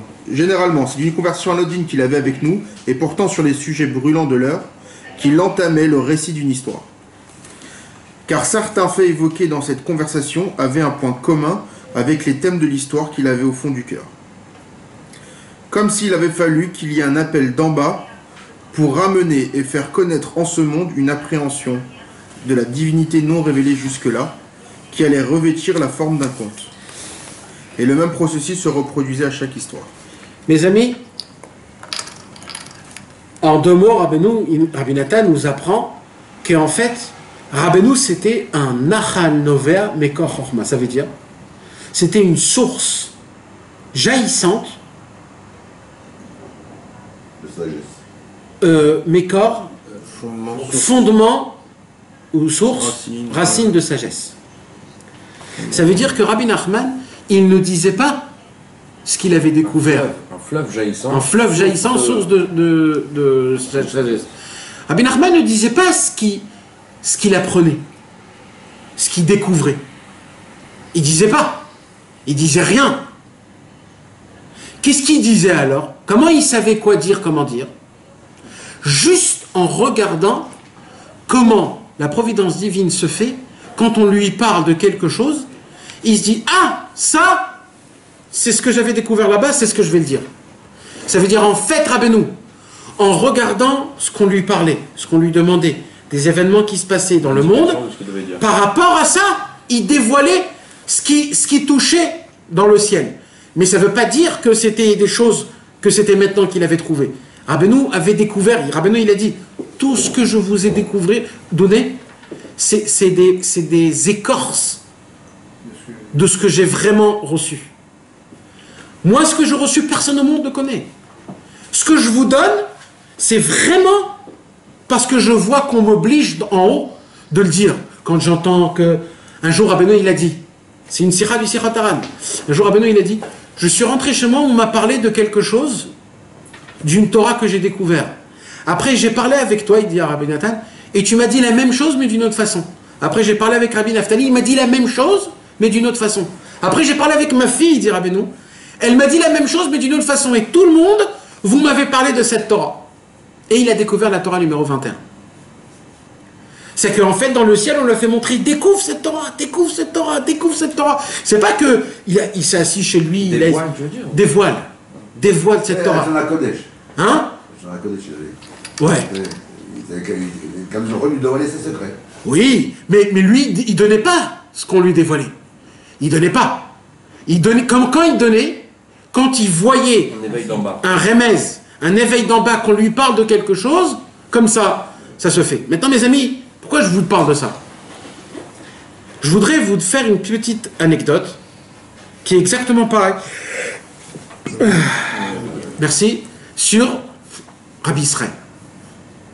Vous savez, mes amis, Rabbi Israël, il a reçu un pétek. Il a reçu un pétek en Tafresh Pebet, en, je sais pas c'est combien en français. En combien? C'est combien? 1925? Ça se peut? Non, laisse tomber, on s'en fout. Il n'a pas dévoilé. Hein? Ouais, je sais pas. En tout cas, il a reçu en Tafresh Pebet, d'accord? Quand Rabbi Israël avait 22 ou 25 ans. 25 ans. Et, mes amis, le pétek, au début, il est allé voir des très grands tzadikim à Tzfat, des Mekoubalim. Un des grands Mekoubalim, c'était le Rav Moaliber. Et le Rav Moaliber lui a dit que c'est un secret qui est énorme, qu'il faut le garder. Il y aura un jour, il lui a dit, où tu comprendras qu'il faudra le dévoiler. Ok, il a écouté ça. Après, Rabbi Israël est allé à Jérusalem voir les grands chassidés de Breslev, les élèves de Rabbi Avraham ben Rabbi Nachman. C'était Rabbi Shlomo Wexler, Rabbi Naftali Cohen, Rabbi Nathan Baitel-Macher et Rabbi Gedalia Berger. 4 tzadikim, Rabbi Israël les a appelés Yechidei Sgoula, des uniques dans leur tzadikout. Il est allé chez eux, il leur a fait montrer le pétek, il leur a raconté l'histoire, et tous ces 4, un il lui a dit ça, un il lui a dit ça, mais tous ceux qui lui ont dit c'était quoi en fait? C'est garde-le précieusement, car maintenant c'est pas le moment. Alors ben maître Rabbi Israël, c'est ce qu'il a fait. Rabbi Israël a gardé le pétek pendant 70 ans, il a caché. Vous imaginez mes amis, vous avez une révolution, vous avez un message que vous pouvez lui donner dans le monde, vous avez une histoire que vous pouvez le raconter, et tu ne sais pas quoi faire avec. Maintenant mes amis, pendant ce temps-là, Rabbi Israël, on a passé des tonnes et des tonnes. Pendant ce temps-là, sa femme est partie de ce monde, Rabbi Israël déjà avait 60 ans, ses enfants ils sont déjà mariés, et malheureusement on le met dans une maison de retraite, parce qu'on lui a pris sa maison, et Rabbi Israël se retrouve dans une maison de retraite, où personne ne vient le voir. De temps en temps, il y avait des chassidei Breslev qui venaient le voir. Et là, il se retrouve comme ça, et là, il se pose une question, Rabbi Israël. Il se dit, pourquoi j'ai reçu le pétek? puisque je peux rien faire avec, pourquoi j'ai reçu le pétek? Et Rabbi Israël, il commence à prier, Maman, jour et nuit, qu'est-ce que je fais avec le pétek? Et il s'est dit, si j'ai pas de dévoilement, je demanderai qu'on m'enterre avec. Qu'est-ce que tu veux que je fasse? Et c'est là, mes amis, où Rabbi Israël a eu un rêve. C'est quoi le rêve? Il a rêvé de Rabbi Israël Cordonneur, que Rabbi Israël Cordonneur lui donne un pétek. Il avait posé la question, c'est quoi les péteks? Tu te rappelles? C'est ça. Le deuxième pétek, c'était quoi? C'était que Rabbi Israël Cordonneur lui donne un deuxième pétek. Et dans ce pétek-là, il y avait écrit Zman Agéoula Karov Meod. Il dit Rabbi Israël, c'était écrit dans des grandes lettres, des belles grandes lettres. Dès que Rabbi Israël, il s'est réveillé, il était très content, il a dit waouh, en fait c'est de ça qu'on parle. On parle que Bezrat Hashem, bientôt, il va se passer quelque chose. La semaine où il a rêvé de ça, ça a été la première fois où Aaron Patz est rentré dans la chambre de Rabbi Israël. Et il voit Rabbi Israël, un ancien Chassid Breslev, comment ça va? Très bien, il s'assoit, il le reçoit comme un ami, il lui parle des heures et des heures. Mais Rabbi Israël ne lui dit rien. Il lui dit rien. Et Aaron Patz lui dit comment je pourrais t'aider, etc. Amène-moi au mikvé. Au mikvé, ok, on va au mikvé. Et depuis, comme ça, quelques semaines, quelques mois, il passe. Et Aaron Patz, il devient, Kaviachol, très proche de Rabbi Israël. Il lui fait aller au mikvé, il s'assoit avec lui, etc., etc. Et pendant ce temps-là, Aaron Patz, il parle à ses copains, Meir Yemini, et Chizkiyahu, et à plusieurs, Avifima, et des gens comme ça que petit à petit se rapprochent de Rabbi Israël, ils voient Rabbi Israël, etc. Ils sont vivants, tu dis? Non. Tous là que tu as cités, ils sont pas venus? Il y en a que oui, il y en a que non. Et un jour, Aaron Patz, que lui, il était avec tous les rabbanim des Chassid de Breslev, il allait voir tous les rabbanim, ceux de Meacharim, ceux de Bnei Brak, il allait comme ça, il écoutait tout le monde. Et il a dit à Rabbi Israël, toi, qu'est-ce que tu as de plus que les autres? Est-ce que tu as quelque chose de concret, de spécial à me donner, ou tu es comme les autres? Rabbi Israël a dit, là, je t'ai attendu, ça fait 60 ans, il a dit. Ça fait 60 ans que je t'attends. Ça veut dire, Rabbi Israël, il aurait pu, du jour au lendemain, lui faire montrer à Aaron Patz le pétek. Il a attendu la providence divine. Qu'est-ce qu'il a fait? Et là, il lui a fait montrer le pétek. Il lui a dit, sache que dans ce pétek-là, il lui a raconté toute l'histoire. Alors Aaron Patz, il dit, après qu'il lui a raconté toute l'histoire, comment il a rendu le pétek, il dit, tu sais, Rabbi Israël, moi je ne suis pas un homme qui croit à ces bêtises-là. Si tu me fais confiance, d'abord donne-moi ton pétek. Moi je vais faire mes propres recherches pour voir si c'est véritable. Je vais les emmener dans des... Comment ça s'appelle? Scanner. Dans des graphologues, dans des trucs, etc. pour essayer de voir est-ce que c'est vrai ou pas. Pendant 2 semaines, il les a pris. Non, plus que 2 semaines. Je ne me rappelle plus le temps. Et il les a pris, etc., jusqu'à qu'à la fin, il a dit, il est venu avec toutes les preuves, comme quoi, le pétek, il a été écrit depuis, celui qu'il a écrit, c'était un malade de Chachefet, comme on dit, Ouais, de tuberculose, et l'encre, il datait depuis 200 ans, etc., etc. Donc, Mamash, il avait vu que c'était un pétek de Rabbi Israël. Mais là, Aaron Patz, il vient et il dit, Rabbi Israël, il veut dire quoi, le pétek? Ça veut dire quoi? Ok, t'as reçu un pétek, qui a écrit Nanach Nachman Mouman, mais ça veut dire quoi tout ça? Et Rabbi Israël ne dit rien. Il dit rien. 70 ans pour le... Ouais, même ça, il dit rien. Non, Top. il savait vraiment. Le Radaï. Après, Il a cherché les secrets pendant 60 ans. Ah ouais. 60 ans, 60 ans d'études. bien sûr qu'il savait. Il savait énormément. Mais il n'a rien dit. Et Aaron Patz, il a dit, je ne me rappelle plus qu'est-ce qu'il y avait exactement, il y avait une histoire, un ami à lui, que il avait perdu les clés de sa voiture, il ne savait pas comment rentrer dans la voiture, et d'un coup Aaron Patz il s'est dit, il faut qu'il dise Nanach Nachman Nachman Mouman. Il lui dit, dis Nanach Nachman Nachman Mouman. Le monsieur il commence à dire Nanach Nachman Nachman Mouman, et il trouve ses clés. Et comme ça, il se passe 2-3 petits trucs dans la même journée en disant, vite il court chez Rabbi Israël, il dit, Rabbi Israël, vous savez pas, c'est une ségoula énorme. Il a dit, oui, c'est une ségoula énorme. Pourquoi vous ne me l'avez pas dit? Il dit, parce que ça doit descendre d'abord d'en bas. Après, ça doit venir d'en haut. Mes amis, chaque ligne du Pétek, un des élèves de Rabbi Israël l'a mis en application pour le découvrir.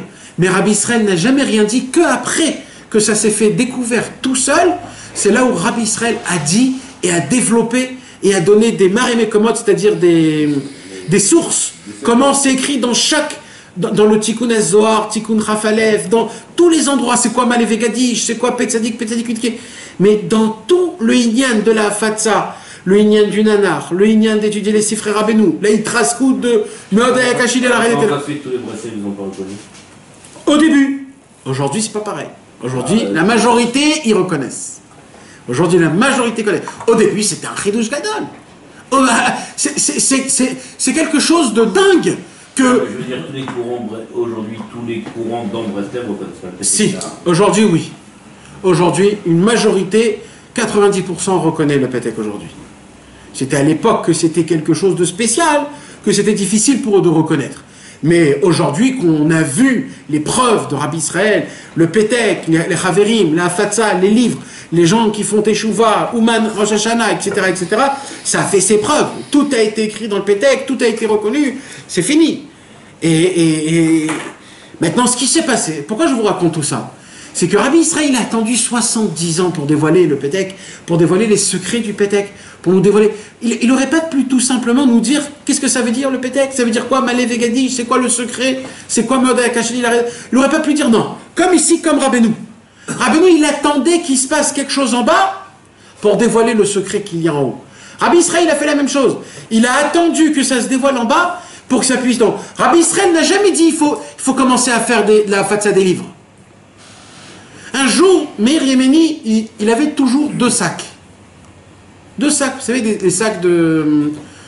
les sacs en plastique troués anciens. C'était des sacs comme pour y aller au marché, tu sais, les femmes à l'époque. Darty. Il y avait un tzaddik, un des élèves de Rabbi Israël, il s'appelait Meir Yemeni, il avait toujours 2 sacs remplis de livres.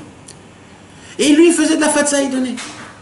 Quand il est rentré la première fois chez Rabbi Israël et qu'il a vu avec les 2 sacs, c'est là où Rabbi Israël il a parlé, Malé Vegadish Mikav Lekav, plein et débordant d'un trait à un autre. Rabbi Nachman il a parlé de la fatsa, qu'il faut faire la fatsa.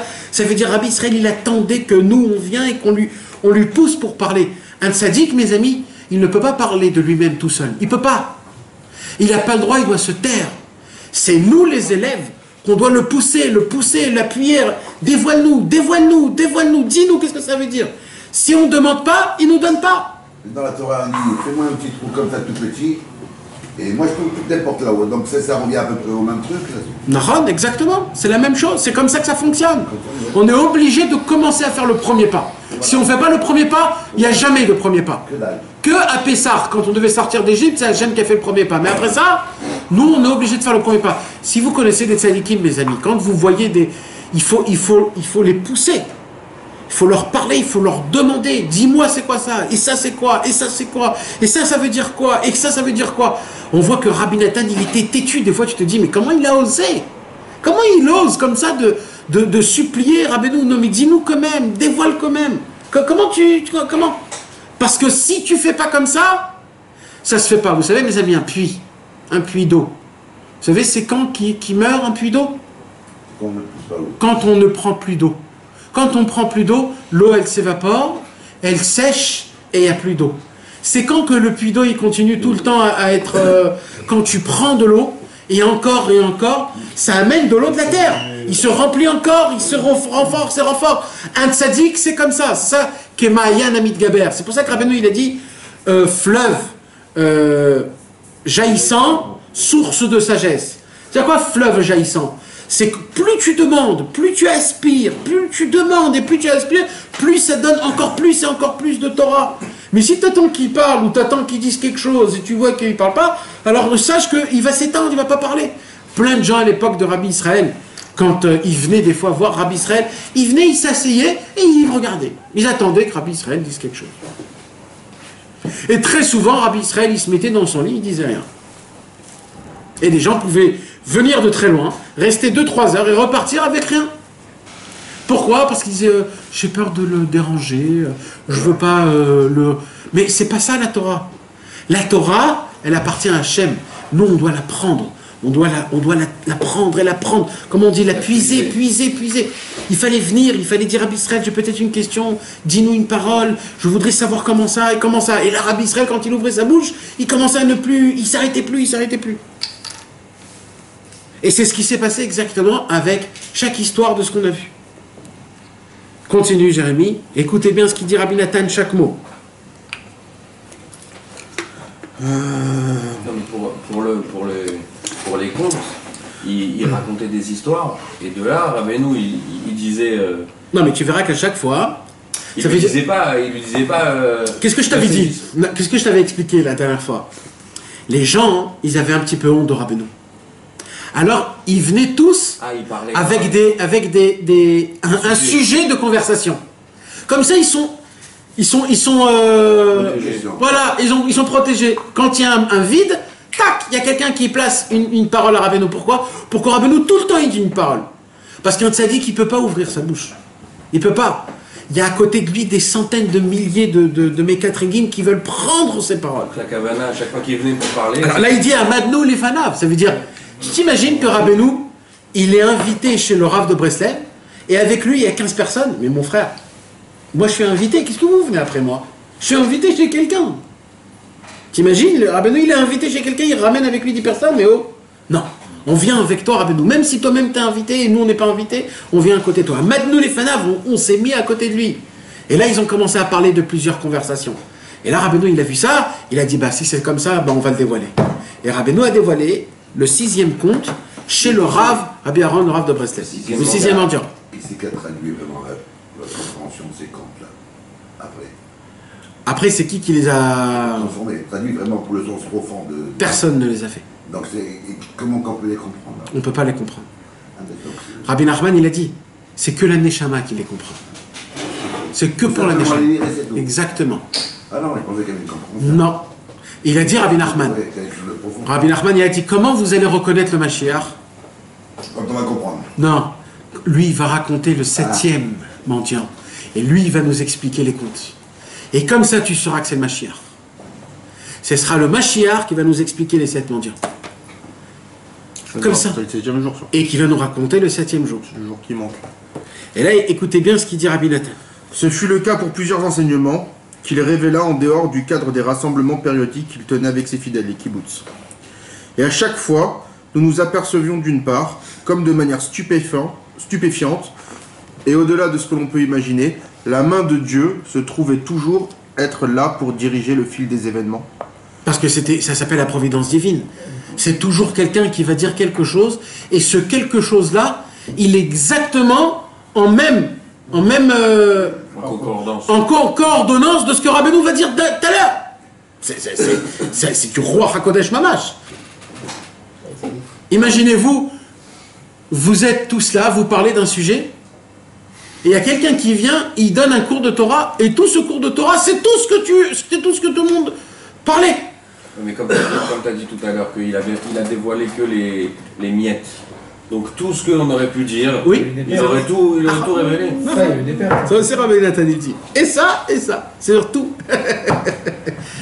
Non mais quelqu'un, il a une question dans sa tête. Il a une question. Il vient dans un cours de Torah, et là-bas il a sa réponse. Sympathique. Mais une fois, 2 fois, 3 fois, 4 fois. Et quand c'est tout le monde. Et quand c'est tout le monde, et quand chacun il dit, mais purée, il m'a répondu à toutes mes questions, là tu dis, il n'y a pas plus vivant que ça au monde. C'est ça Rabbeinu. Quand Rabbeinu il dévoilait une Torah, une histoire, une conversation, c'est ça qu'il dit Rabbeinu. Yad Hashem, on voyait la main de Dieu. C'est ça quand on dit, Rabbeinu était vivant, comment je peux te dire, il était vivant partout. En toi, en lui, il était vivant, il vivait ta vie. Il te donnait un sens à ta vie. Et chez toi, à la maison, chez ta femme. Mais comment il savait tout ça? Parce que Rabbeinu, il vivait Emet. Il vivait une vraie vie, ce qu'on appelle les Riot Chaim Amitim. C'est la bracha que les 7 mendiants ont béni. Qu'est-ce que les mendiants y bénissent? que vous puissiez tous vivre une vie véritable. C'est quoi une vie véritable? Chaim amitim. Quoi, il y a une vie de mensonge, une vie qui s'appelle une fausse vie, une vie qui s'appelle une vraie vie. Une vraie vie, c'est que chaque seconde tu la vis. C'est ça une vraie vie. C'est que chaque seconde tu la sens, tu la vis, t'en profites d'elle. Et une vie qui est fausse, c'est un homme qui regarde l'heure et dit quoi? Déjà il est 5 heures. Je crois qu'il était 1 heure d'après-midi. C'est-à-dire le mec il a brûlé 5 heures. 5 heures il a brûlé. Le temps passe. C'est des choses qui sont malheureusement qui sont graves. Est-ce qu'on peut comparer ça comme la vie de Sarah? Avram Avinu surtout. Non. Pourquoi Avram? Attends, on dit d'abord. Sarah elle avait 127 ans. 100 ans, 20 ans, 7 ans. Nahum. Mais sur Avram Avinu il y a écrit comme ça. Va Avram Zaken Bayabim. C'est-à-dire quoi? Ça veut dire Avram, il allait vers ses jours. Normalement, c'est les jours vont vers Avram. Pourquoi c'est Avram Avinu qui va vers ses jours? C'est que Avram Avinu, il grandissait ses jours.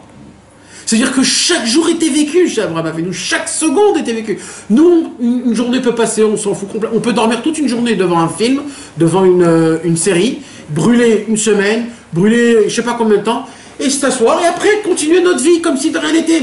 Mais vous êtes fous ou quoi? Eh bien c'est comme ça. Oh là là. Alors? Et d'autre part, nous découvrions l'imposante envergure spirituelle du tzaddik, capable de déceler dans les conversations courantes des étincelles de sainteté dont il tirait des enseignements de Torah et de nouvelles appréhensions de la divinité. Nous avons vécu cela avec la plus grande intensité lorsqu'il raconta le conte des 7 mendiants. Ce conte regorge d'enseignements nouveaux, d'une portée, d'une sublimité inouïe et sans limite. C'est ce que va découvrir le lecteur, capable d'avoir par lui-même une première approche de ce conte, s'il y met tout son cœur et s'efforce vraiment d'en saisir la signification profonde. Ça veut dire que ce serait possible de pouvoir ressentir, pas comprendre. Là, Rabbeinu, il dit, il y a une possibilité de ressentir un quelque chose si tu es sincère et tu mets tout ton cœur. Il dit, Rabbeinu, tu aurais la possibilité de ressentir quelque chose de vérité dans les 7 contes, dans les 7 mendiants. De comprendre un tout petit peu là où ça jusqu'à où là ça va. Même dans le monde qu'on vit avec entouré plein de... Pas le comprendre, mais le ressentir, avoir un sentiment. Tu sais ce que c'est un sentiment? Un sentiment, aujourd'hui j'ai lu dans Sharei Akdusha du Rabbi Chaim Vital. Rabbi Chaim Vital il dit un homme, il ne peut pas ressentir quelque chose de spirituel tant qu'il ressent les plaisirs de ce monde. Parce que les plaisirs de ce monde sont complètement inversés des plaisirs spirituels. Je vous donne un petit exemple. Un homme qui fume tout le temps. Quand il fume la cigarette, pour lui c'est bon, l'odeur. Parce que ça fait très longtemps. Maintenant prenez quelqu'un qui s'est arrêté, ça fait 1 an de fumer. Et ça y est, il n'a plus envie, il veut plus. Quand il ressent la cigarette, normalement des fois, c'est horrible. C'est horrible, horrible, horrible. Ou alors quelqu'un qui ne peut pas supporter la cigarette. Comment ça se peut que d'un coup, c'est horrible la cigarette? Ah ouais. Parce que tu t'es habitué à un odorat qui n'est pas du tout cigarette. Donc ça devient horrible. Par contre, un homme qui s'est habitué, il commence à aimer il dit Rabbeinu, comme le café, comme plein d'autres choses. Il dit Rabbeinu, Rabbi Chaim Vital, tous les plaisirs spirituels, ils sont complètement inversés à ce monde-ci. Il dit comme ça, un homme qui est entouré de plaisirs de ce monde, les plaisirs du monde spirituel sont amers pour lui. Alors il dit quoi? Donc c'est normal que nous, quand on lit les Sipurim Massiot, on ne peut rien comprendre. On peut avoir aucune perception. C'est pour cela que celui qui veut comprendre les Sipurim Massiot, il faut qu'il essaye d'être un petit peu éloigné de ce monde. Par exemple, le Shabbat. Les Chassidei Breslev étudient les Sipurim Massiot de Shabbat. Pourquoi? Parce que tu ne travailles pas. Le manger que tu manges, c'est Kodesh Kodashim. Rabbeinu il a dit Kula Elokut. Donc tu es un peu plus t'es un peu moins attaché à ce monde, Shabbat. Donc Shabbat a une perception des contes qui est beaucoup plus élevée que d'habitude. Et c'est pour cela que il y a le minhag Breslev, c'était d'étudier les Sipurim Massiot le Shabbat matin. Quand tu es un peu moins éloigné des Tanugim de ce monde pour que tu puisses percevoir un plaisir spirituel, qui est de comprendre les 7 mendiants. Les contes. S'il s'évertue à comprendre et à appréhender la sainteté inouïe dissimulée au sein des qualités dont se targue chacun des personnages mentionnés chaque jour. C'est pas pour compléter la phrase de tout à l'heure. Ok. En particulier, l'immense sainteté que l'on peut déceler au sujet des éloges dont se prévalaient les 7 mendiants, apparaissant jour après jour. Si l'on considère par exemple le titre de gloire que s'attribue le mendiant aveugle, affirmant qu'il ne porte aucun regard sur ce monde et qui par conséquent est vraiment aveugle vis-à-vis de ce monde, ou la prétention du mendiant sourd affirmant quant à lui qu'il n'entend aucune voix émanant de ce monde et ainsi de suite, chacun des mots de ce conte constitue en soi un nouvel enseignement hors du commun, même si notre capacité de compréhension n'est pas à la hauteur, et bien que leur signification nous échappe totalement. Ça veut dire l'histoire en elle-même sans comprendre, il dit Rabbi Nathan. Quel intérêt il a? Alors ok, tu me dis la Neshama, mais quoi, c'est le seul intérêt? Il dit Rabbi Nathan, il est tellement profond et grand ce conte. C'est que l'histoire en lui-même, qu'il existe un homme qui est aveugle. C'est quoi un homme aveugle? Un homme, ça s'appelle un homme mort, d'après la halakha. Un homme aveugle s'appelle un homme mort. Il dit donc là, on a affaire à qui? On a affaire à un aveugle, à un mort, Kaviarol. Il dit, mais cet aveugle, il n'est pas aveugle, il dit Rabbeinu. Il est aveugle que de ce monde. Pourquoi? Parce qu'il a choisi d'être aveugle. Parce que sa vision n'a pas... Il n'y a rien à voir dans ce monde. Sa vision... Comment on dit en français? Ne vaut pas la peine. Ne vaut pas la peine d'avoir une vision dans ce monde. Donc je préfère de me rendre aveugle dans ce monde pour garder mes yeux, parce que le seul endroit où ça vaut la peine de regarder, c'est dans le monde futur, dans la Torah et les mitzvot. Mais ce monde-ci, il n'a aucun mérite que je le regarde. Donc je me mets aveugle. Il dit Rabbeinu sans comprendre la définition. C'est énorme ça. Mais pourquoi? Attends, je vais sur Rav. Moi je trouve que j'ai une question à poser. Pourquoi on peut parler des... Moi tous les jours je regarde ce monde et je suis émerveillé par toute cette création que Dieu nous fait et nous donne. Pourquoi il faut être aveugle? Pas par rapport à ça. Par rapport à toi, à nous. Oui. Ça c'est de la Le spiritualité. matin quand on se lève, Ouais. c'est extraordinaire. Ça, il le voyait, Je dis que c'est extraordinaire. Oui. Moi je remercie. Mais j'ai dit, mais c'est la rue. Mais à part ça... ce qu'on voit pas en plus. Non, mais à part ça, malheureusement, il se passe des choses dans le monde. Il y a des bagarres, il y a du mensonge. C'est ça. Alors il a dit, sur ça, je vais me rendre aveugle. Je ne vois pas les êtres humains. Je ne parle pas leur langue. C'est un manque de chiquère, on le sait. C'est pour cela qu'il s'est dit, je vais me rendre aveugle pour ça. Vous connaissez l'histoire de Rabbi Mathia ben Harash? Rabbi Mathia ben Harash, c'était un grand Tana. Un très grand Tana. Et lui, toute sa vie, était dans la synagogue, dans le Beth Midrash. Ah, il s'est crevé. Et il étudiait. Et toute sa vie, il ne levait pas, il a écrit, toute sa vie, il n'a jamais regardé plus de 2 mètres Arba Amot en face de lui. Un jour, le Satan, il est venu dans le ciel, et il a dit à Hachem, donne-moi la permission de le tenter. Alors, Akadosh Baruch Hu, il a dit ok, et il a appelé tout de suite Eliyahu Navi, il a dit, descends avec lui. Et Eliyahu Navi est descendu avec lui. Le Satan, il s'est habillé en une femme qu'une beauté comme elle n'existe pas dans le monde. Elle est rentrée dans le Beth Midrash et elle est venue à côté de Rabbi Mathia ben Harash.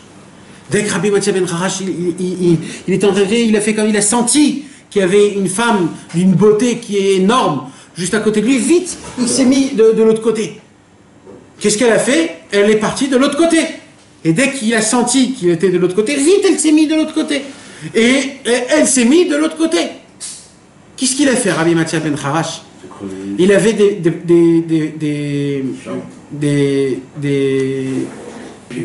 clous. Il avait des clous qui étaient dans du feu à côté. Il a pris les clous, il s'est crevé les 2 yeux. Il a dit, si le Satan, il veut me faire tomber, eh bien, j'ai pas besoin d'œil. Il s'est crevé les 2 yeux. Et le Navi est monté tout de suite chez Hachem, il a dit regarde ce qu'il a fait. Et le Navi, qu'est-ce qu'il a fait à Kadosh Baruch Hu? Il a fait descendre l'ange Raphaël pour qu'il descende. L'ange Raphaël est venu, il a dit à Rabbi Mathia ben Harash, ne t'inquiète pas Rabbi Mathia ben Harash. Le Satan, c'était le Satan, il est reparti. Il a plus rien à dire. Il a dit laisse-moi te guérir. Il lui a dit pourquoi me guérir? Pour que je me tente encore une deuxième fois? Pour qu'il y ait encore une fois le même... je suis très bien comme ça. Il est remonté dans le ciel pour dire cette réponse à Hachem. Akadosh Baruch Hu lui a dit dis-lui que je lui promets qu'il ne sera jamais tenté. Mais guéris-lui. Guéris-le. L'ange Raphaël est venu, il lui a dit Akadosh Baruch Hu a promis que tu ne seras plus tenté par les yeux. Et là, il a guéri Rabbi Mathia ben Harash. Vous imaginez une histoire pareille? Ça, c'est un nitzutz de... Hein? C'est un nitzutz du premier mendiant. C'est une goutte du premier mendiant. C'est un homme qui a compris que ce monde-ci ne vaut pas une vision, un regard. Pourquoi? Parce que malheureusement, ce monde m'apprend que des mauvaises choses. Mais ce que nous, on ne sait pas, c'est que chaque seconde qu'on regarde, on fait rentrer des choses dans notre cerveau sans qu'on le sache. Quand quelqu'un il fume, quand quelqu'un il boit, quand quelqu'un il mange, quand quelqu'un il parle, ce sont des données qui rentrent dans ma tête sans que je le sache. Quand un homme il regarde Facebook et qui passe Facebook, et des fois, il y a des choses pas de snoot, d'accord? Pour nous, c'est pas de snoot parce que tellement on regarde des choses que pour nous, c'est rien du tout. Mais d'après la halakha, quand tu vois une femme qui est découverte au-dessus du coude, alors ça s'appelle déjà Herva. Une femme qui est mariée juive et qui a ses cheveux découverts, ça s'appelle aussi Herva, t'as pas le droit de voir. Combien tu passes quand tu vois Facebook, tu peux voir tes yeux, tac, tac, tac, tac, un coup. Alors comment on fait? Maintenant, un jour quelqu'un il m'a dit, à l'époque on faisait comme ça. On prenait le doigt et on faisait comme ça. Et aujourd'hui, on fait comme ça. C'est des mondes qui sont complètement à l'envers. C'est mamage, des mondes... On passe dehors, on entend, on voit une pire sommette. C'est des claques qu'on reçoit dans notre... Aujourd'hui, j'ai lu dans l'écouté de Philote qui dit Rabbi Nathan, j'étais étonné. Il dit Rabbi Nathan, on ne pourra jamais faire tes chevaux sur tout ce qu'on a vu. Tellement on en a pris. C'est dur de dire un truc pareil. Si Rabbi Nathan dit ça à son époque... Exactement. Et lui-même, que lui gardait sa... Mais qu'est-ce qu'il dit Rabbi Nathan? Il dit un pasouk là-bas, je ne me rappelle plus du pasouk. Ah, Imavonot Tishmaria Adonai Miyahamad. Si tu vas nous compter tout ce qu'on a fait, qui peut tenir? Qui peut tenir? Alors aie pitié de nous, il dit comme ça dans l'écoute de Philote. Mais nous on ne fait même pas attention. Lui, le mendiant qui était aveugle, il a fait attention à ça. Et moi, je suis sûr et certain, quand tu lis les 7 mendiants... Il n'a pas fait exprès, il était aveugle. Non, il n'était pas aveugle en vérité, c'est ce qu'il leur dit ici. Il dit en vérité, je ne suis pas aveugle, j'ai la plus grande vision du monde, il lui dit. Et il lui dit, mais je me suis rendu aveugle dans l'estacloute de ce monde, dans la vision de ce monde. Mais en vérité, je ne suis pas aveugle. Pareil pour le bégayer, pareil pour le sourd. Attends. On vit bien dans ce monde. Ouais. Hachem, il nous a créés. Il a créé les hommes qui, eux, ont créé des choses. Ouais. S'il ne veut pas qu'on faute, pourquoi il a créé des choses? Non, Akadosh Baruch Hu, il veut qu'on soit tenté. Akadosh Baruch Hu, il veut qu'on soit tenté, David. Non, il veut surtout... Il veut qu'on gagne la tentation, mais on doit être tenté. Non, il veut, moi je pense, c'est ça. Il faut qu'on fasse de ce monde matériel, qu'on fasse du posé. Oui. On montre ça pour le... Mais c'est Dieu qui a créé le Yetzirah. C'est Dieu qui veut qu'on a le libre arbitre de choisir la vie ou la mort, la droite ou la gauche. C'est Dieu qui le veut. Non mais d'accord, mais t'es d'accord avec moi, tu roules en voiture, comme ça il y a une personne gigantesque, avec une panne, pas de snoot. Tu fais rien, tu n'as pas demandé qu'elle soit là. La prochaine fois que tu passes, les yeux ou pas? La première fois tu fais comme ça, la deuxième fois tu passes plus. Mais le problème, c'est pas de la regarder. Parce que tu peux faire comme ça. Le problème, c'est de la voir. Parce qu'on le fait, ça. Non, mais aussi c'est surtout d'avoir le cerveau qui... Et le cerveau qui délire. Voilà, comme tu avais dit, Ouais. l'imagination. Exactement. Comme quand tu passes sur Facebook, tu fais ça et après tu regardes. Exact. C'est très grave. C'est très grave. Facebook, tu peux l'enlever. Attends, regarde derrière. Et il paraît qu'il y a des cours tous les jours sur Facebook. Non. Et Bekitsour, mes amis, viens, on termine. Maintenant, ça c'est sûr l'aveugle. Maintenant, après, il continue, Rabbeinu. Il dit, vas-y, prends maintenant le deuxième, le sourd. Vas-y. On a déjà dit le sourd. On a dit le sourd. Le sourd, il n'était pas sourd, mais il s'est dit, je ne veux pas entendre les bruits de ce monde. Les gens qui râlent, les gens qui crient, les gens qui se plaignent. Mais ça veut dire, même si on comprend pas le conte en lui-même. Mais tu t'imagines l'homme en lui-même, parce que, vous savez, le mot sipouré, ma'asiyot vient du mot asiya. Asiya veut dire concret. Ça veut dire, cette histoire s'est passée. Quelque part, ça se peut dans ce monde, ça se peut dans un autre monde, mais ça s'est passé. Ça veut dire ça existe. Sinon, ça aurait été sipurim, des contes. Mais là, c'est sipuré ma'asiyot.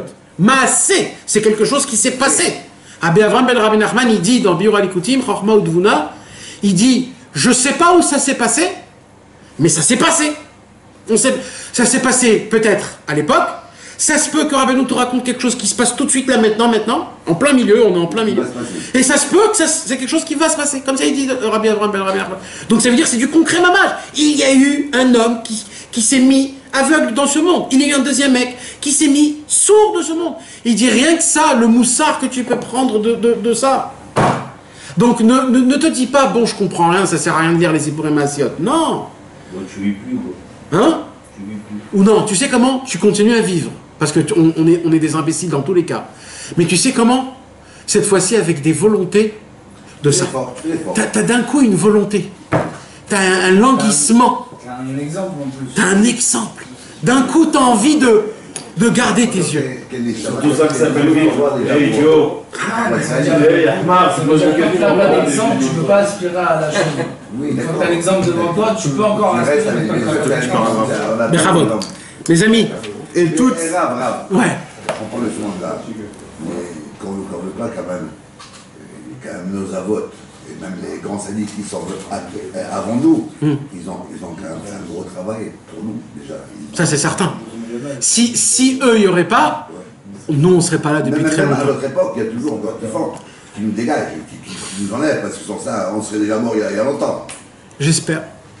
Je pense, je sais pas. J'espère. J'espère. En tout cas, je sais une chose. Rabbi Nachman de Breslev a dit, mon feu brûlera jusqu'à la venue du Mashiach. Bon, maintenant la question que je me posais, est-ce qu'on est pire que... on est comme ils étaient avant l'Égypte, c'est-à-dire on est à un niveau moins de 50 degrés ou au-dessus de 50 degrés? Moi d'après ce que j'ai lu il n'y a pas longtemps, et je l'ai dit dans tous les cours, hier, avant-hier, etc., parce que ça m'a beaucoup marqué. Ouais. On n'est plus? Il y a un Likuta à la Chot, Ilchot Pikadon à la Chahé, mes amis. Je vous le conseille vraiment. Une halakha qui est très facile. Moi, je vous dis, aujourd'hui, on est les hommes, les Neshamot, les plus fortes qui sont descendues depuis tous les millénaires. Sache-le. Mais on est au plus les bas. plus forts. Mais on est dans un monde le plus bas, le plus sale et le plus pur. Donc on est infesté. On est infesté.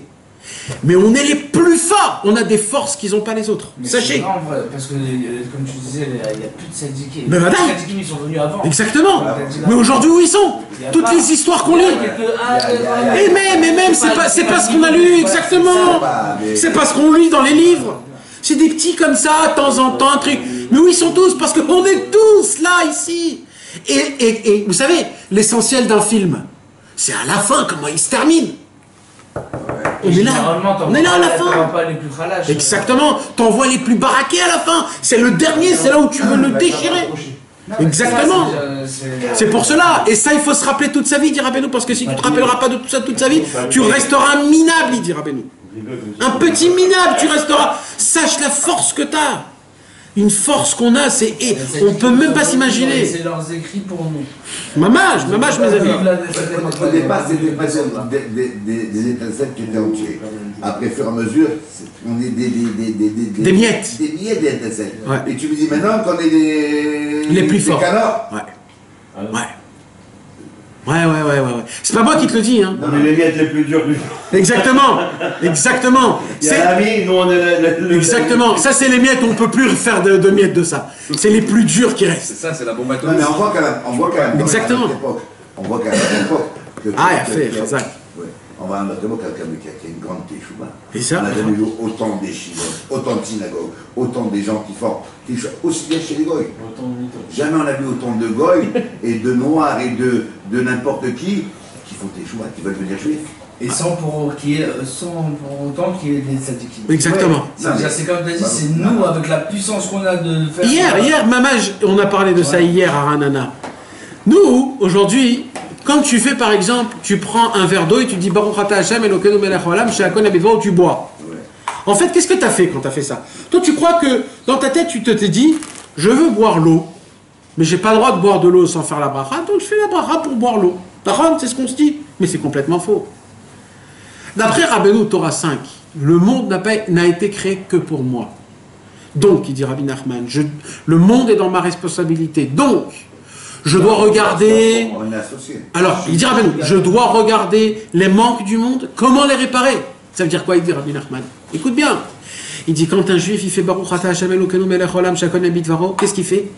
Il donne de la puissance, par exemple, si c'était un verre d'eau, dans tous les eaux du monde, de faire rentrer de la divinité pour que ces eaux, ils rentrent dans la terre, pour que ça puisse pousser, pour que ça puisse rassasier les gens, pour que l'eau crée de l'oxygène, pour que l'eau crée de l'électricité, pour que dans tout le monde il y a de l'électricité. Et tout ça grâce à qui? Toi, quand tu as fait chez Akol. Tu crois dans ça? Tu crois pas dans ça. Le problème, il dit Rabbeinu, c'est qu'on ne croit pas dans ça. Que nous, en faisant des toutes petites choses, c'est nous-mêmes qu'on prend la prise, on la met dans le... Comment on dit le... Dans le sheka, dans l'interrupteur, et on allume l'électricité, c'est ça qu'on fait. Même qu'on le fait bien, pas bien, avalé, pas avalé, il dit Rabbeinu, c'est vous qui maintenez le monde, c'est vous qui créez le monde. Soyez des bonnes personnes pour que le monde soit bien. Il y a un déséquilibre qui est énorme. À cause de nous. Non, pas à cause de nous. À cause de nous, si c'est ça, c'est ça. Il y a combien de millions de juifs et combien de millions de non-juifs, de Avodazar là, combien qu'on est un monde, c'est un monde de Esav qu'on vit là actuellement. À cause de nous. Qu'on se prend pas. C'est qu'il a reçu ça. Ouais, non, c'est son monde à lui. Donc c'est quand que ça devient son monde à lui? Quand nous, on n'a pas... Nous, on fait pas ce qu'il faut. Alors c'est notre faute. On n'écoute pas la voix de gens. Exactement, c'est notre faute. Tout dépend de nous. Ils peuvent être des milliards et nous 3. Si on fait ce qu'il faut, ils peuvent pas être en haut. Mais ça, mes amis, on peut parler de ça des heures et des heures et des heures sur ce sujet-là. On va arrêter de parler de ça. D'accord. Il reste deux petits paragraphes. Écoutez, mes amis, très important.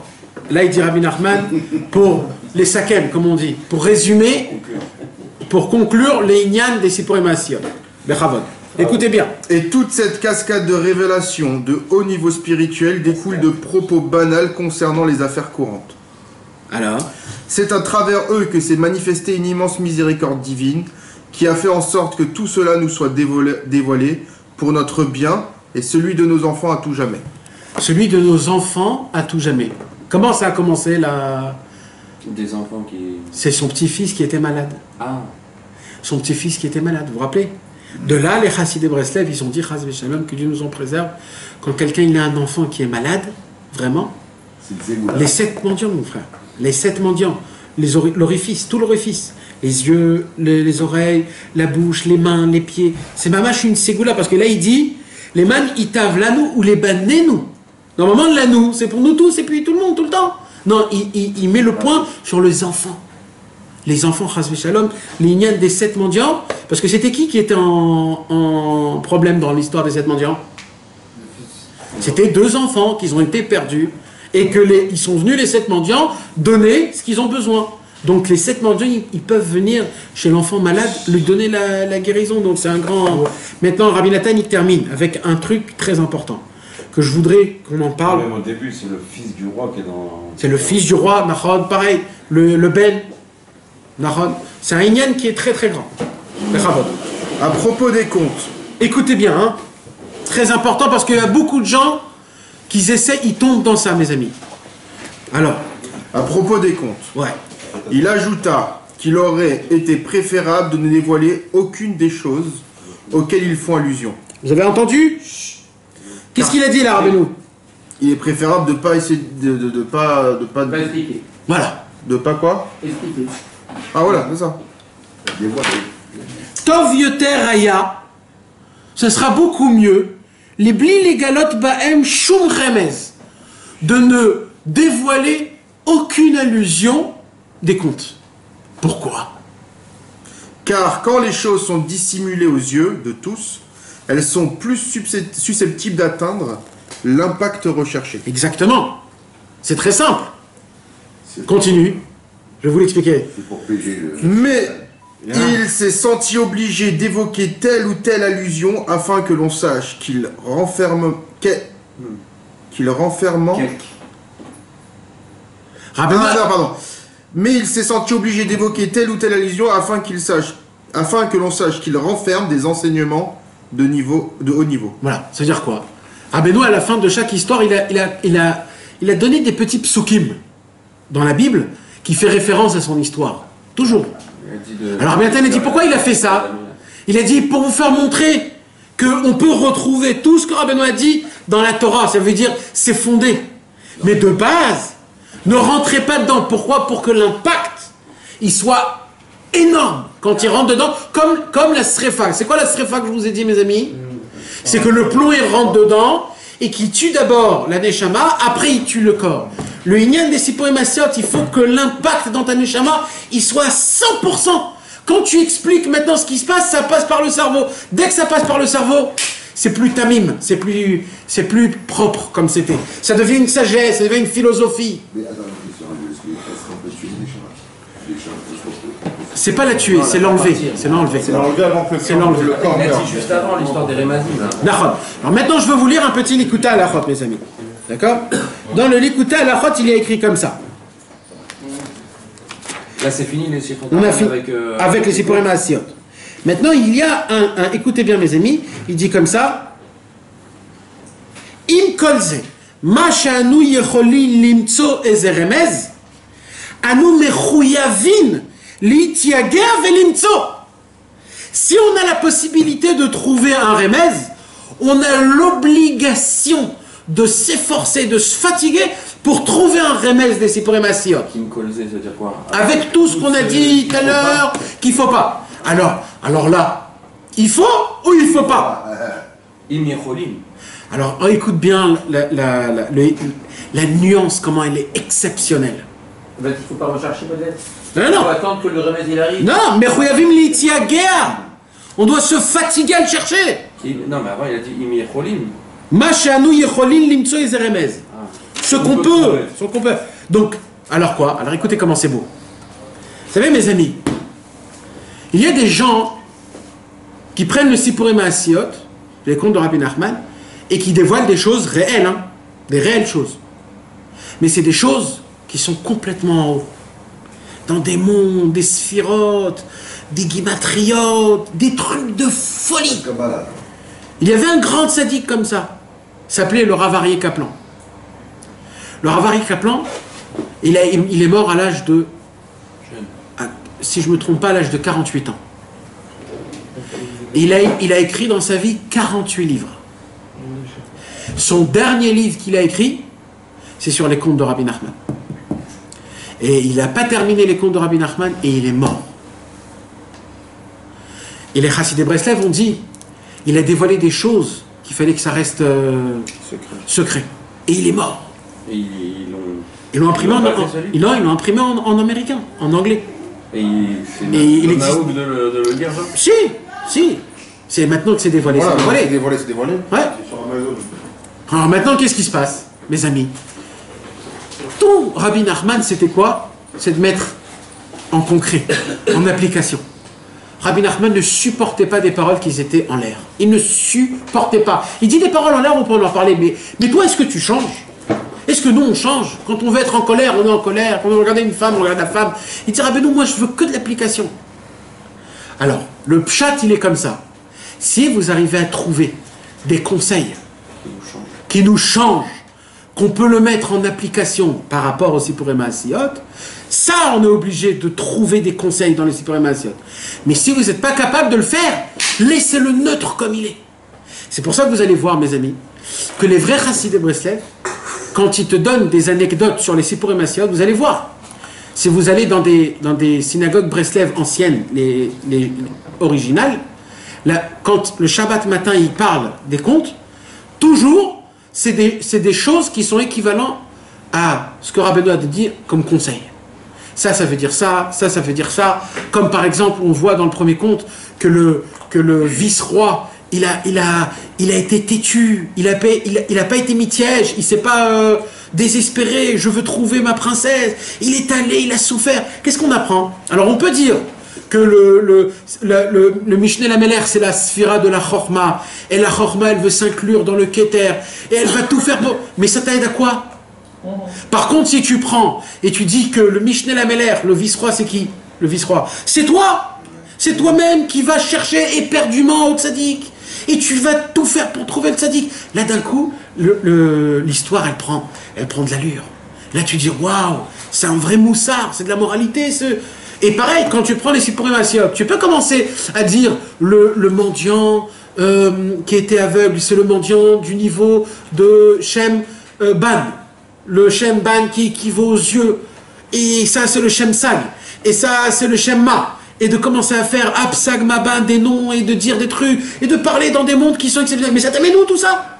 Vous savez qu'il y a des rabbinim aujourd'hui, Breslev, qui s'assoivent et ils peuvent te parler des Sippurim Asiot pendant des heures sur une seule ligne en montant dans des sphères où tu restes avec ta bouche pendue. Mais aujourd'hui, on a des gens comme ça. Ils sont capables. C'est des gens de très très... Mais tu sors de ce cours, qu'est-ce qui se passe après? Alors tu es ébloui, tu es foncedé. Tu es comme ça, tu sais plus ce qui se passe, mais t'as pas changé. Par contre, tu peux y aller chez un cours d'un monsieur qui est simple, ou même d'un rave mais un homme simple, on va dire, que lui, il est très attaché aux ses frères Rabbeinu, comme ils sont, et chaque ligne qu'il va te lire, il va te retrouver un équivalent avec une Torah. Et dès que tu dis ça, c'est ce que Rabbeinu il avait dit dans la Torah numéro 10, qu'un homme il doit se renforcer, de garder ses yeux. Par exemple, la Torah, Be'alotra et Tanerot, Yahiru Shiva Tanerot. La Torah où Rabbeinu il dit qu'il faut garder les orifices. Que quand tu gardes les orifices, grâce à ça, il y a le Shefa Kodesh, il y a l'abondance divine qui descend, et on a les makifim, le plimi devient makif, etc. On peut l'expliquer maintenant par rapport aux mendiants, de dire que ça c'est les yeux, ça c'est les oreilles, ça c'est la bouche, c'est les orifices, que grâce à ça on peut découvrir que par rapport au tzaddik. Et là, l'histoire, elle a plus de force. Donc c'est quand qu'on a le droit de trouver des rémazim dans les Sippurim Asiot, quand c'est des rémazim pour nous donner des conseils, du concret. Pas que ça parte dans tous les sens, dans des niveaux, dans des mondes, et tu restes comme ça. Parce que ça, c'est très facile de le faire. Tout le Inyan, c'est de rabaisser, jusqu'à que pour moi, ça soit quelque chose d'acquis, que je puisse le mettre en application. Si je ne peux pas le mettre en application, qu'est-ce que j'ai gagné dans tout ça? S'il dit ça, comment t'expliques que ceux qui disent avec les schémotes et tout, ils font ce qu'ils font? Ils font ce qu'ils font?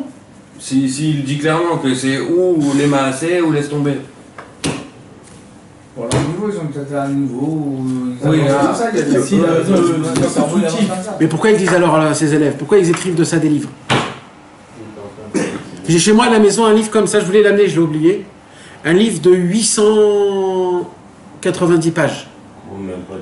Écrit en tout petit, vraiment. Que sur le compte des 7 mendiants. Que sur le compte des 7 mendiants. Un livre comme ça, gros. Comme ça. Tu l'as lu? Je l'ai lu, ouais. Tu l'as déjà écrit? Non.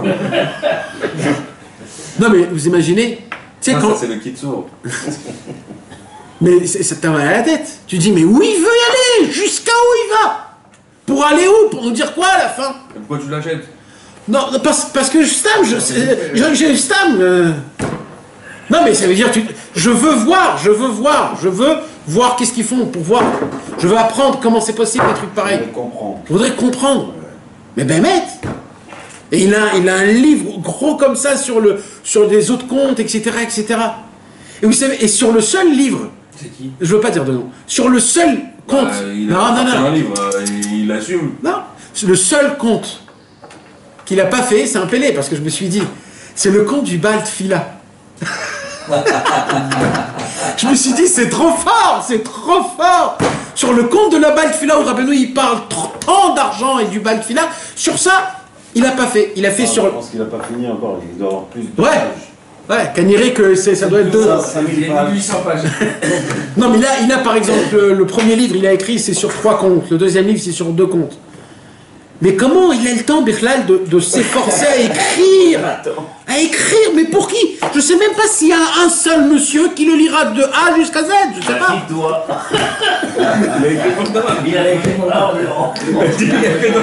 Vraiment, mais Bémet, tu sais, moi, ce qui m'énerve le plus, bon, allez, laisse tomber, mais qui sont mes amis? Le Sikoum, le klal de Rabbeinu. 4 secondes t'as fait aujourd'hui. Ouais, Malassot. Le Sikoum aujourd'hui, mes amis, c'est que le klal de Rabbeinu, c'est de ne jamais rester en l'air. C'est de toujours avoir les pieds, comme il dit Rabbi Nathan, les pieds sur terre et la tête dans les cieux. Et le cœur, qu'il essaye de les maintenir les deux en même temps, dans un seul corps. C'est de tout essayer de concrétiser, mes amis. Toujours. Si vous voyez des gens qui vous parlez trop haut ou alors des choses comme ça, tout le temps, parce que des fois il faut, mais tout le temps, c'est pas bien. Le Inyan, c'est de toujours ressortir et de ressortir avec un... Ce qu'on peut ressortir avec notre Sirat Haran à nous, déjà du Sipurim Asiyot, comme Rabbi Nathan il a dit, c'est de regarder juste simplement l'aveugle et le sourd qui se sont mis, mais pchitout, dans leur volonté, de devenir des aveugles devant ce monde, de devenir des sourds devant ce monde. Parce que ce monde ne vaut pas la peine qu'on l'écoute ou qu'on le voit. Je ne parle pas du monde en lui-même que Dieu il a créé. Je parle de ce que les gens aujourd'hui ils ont rendu. Ça c'est horrible. C'est horrible, il n'y a rien de tof de prendre des gens qui râlent et qui râlent et qui râlent. On vit avec eux. Et c'est pour ça qu'il faut se garder. C'est ça que Rabbeinu il nous apprend. Quand on lit les Sipurim Asiyot, on se dit purée, ça existe un truc pareil. Ça existe. Vous savez mes amis, il y a un chassid Breslev. Je ne sais pas si c'est bien ou c'est pas bien, mais Stam, je vous le raconte parce que moi, ça fait partie des choses qui m'ont impressionné depuis tout petit. Il y a un Chassid Breslev, c'est un petit enfant de Rabbi Shmuel Shapira, que depuis qu'il s'est marié à l'âge de 18 ans, il a un bandage devant ses yeux et il ne voit rien. On le voit, Ouman, je ne sais pas si vous le voyez, mais avec un bandage blanc. Toujours il est avec ses enfants, etc. Il ne voit rien. Donc, je ne sais pas si c'est bien, si c'est pas bien, etc., etc. Parce que Rabbi Israël nous a appris que tout ce que tu fais dans la voie d'Hachem, il faut que ça soit caché, avec pudeur, que pour Hachem. Alors, je ne rentre pas dans ça. Mais moi, je me rappellerai toute ma vie, la première fois que j'ai voyagé à Ouman, j'avais 6 ans. C'était la première fois de ma vie, que je voyais des gens avec des potes et des barbes. C'était la première fois de ma vie, de France. C'est la première fois de ma vie aussi que j'avais vu aussi Rabbi Israël. Et quand j'ai vu tous les chassidim, ça m'a impressionné de folie. Et c'est de là où j'ai commencé à... Et une des choses, c'était ça, c'était ce monsieur-là, qui marchait avec un bandage. Et je me dis, mais papa, qu'est-ce qu'il a dans ses yeux? Il dit, non, lui, il garde ses yeux. Je lui dis, mais pourquoi il garde ses yeux? De qui? De quoi? Il dit, il ne veut pas voir ce monde, il n'y a rien de bien à apprendre ce monde. Et une année plus tard, et monsieur, ça fait 30 ans, ça fait 40 ans. Et j'ai appris que même chez lui à la maison, il a ce bandage. Et c'est un monsieur simple, hein? Heureusement. Heureusement que c'est un monsieur simple, bien sûr. Si ça serait un arabe. Non, ouais. Heureusement qu'il est à la maison. Parce que sinon, ça voudrait dire que c'est que pour le montrer. Exactement. Exactement. Mais tu t'imagines comment c'est fort? Mais peut-être à la maison, il s'aurait dit, il y a ma femme, mes enfants, quoi. Même à la maison, il a un bandage. Et c'est un monsieur qui est simple, c'est pas un arabe. C'est un monsieur normal. Il habite à Mehacharim, il prie à la Chou Breslev. Je sais pas ce qu'il a fait. En tout cas, lui, il s'est dit, je veux pas avoir la vision de ce monde. Je veux pas avoir de vision de ce monde. Comme le... Maintenant, je dis pas que... Lui, il voit rien du monde, il voit même pas le bien. C'est pour ça que je rentre pas dans ça. Mais je te fais montrer un homme qu'il a été sérieux et qu'il s'est mis en... C'est de ça que je parle. Et moi, ce que je voudrais, c'est que nous aussi, on se prenne en main en sérieux. Et qu'on essaye de prendre quelque chose. On est tous avant verre. Moi j'ai des lunettes qui foncent au soleil, c'est bien. Avec une seule parole, avec une parole qui nous rentre, qui touche à chacun, et on remonte. Parce que tomber, on tombe tous, plus ou moins. On tombe. Mais le but, c'est de remonter le plus. C'est ça qu'il faut qu'on remonte. Et c'est ça, des fois, avec un mot, 2 mots, c'est ça qui nous fait remonter. Exact. Le plus difficile, c'est pas de monter, c'est d'être en bas et puis de remonter. Exact.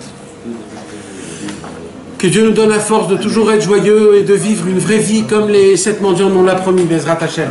Il est très tard, hein, faut faire attention. Jamais. Vous êtes venu tard aussi, hein.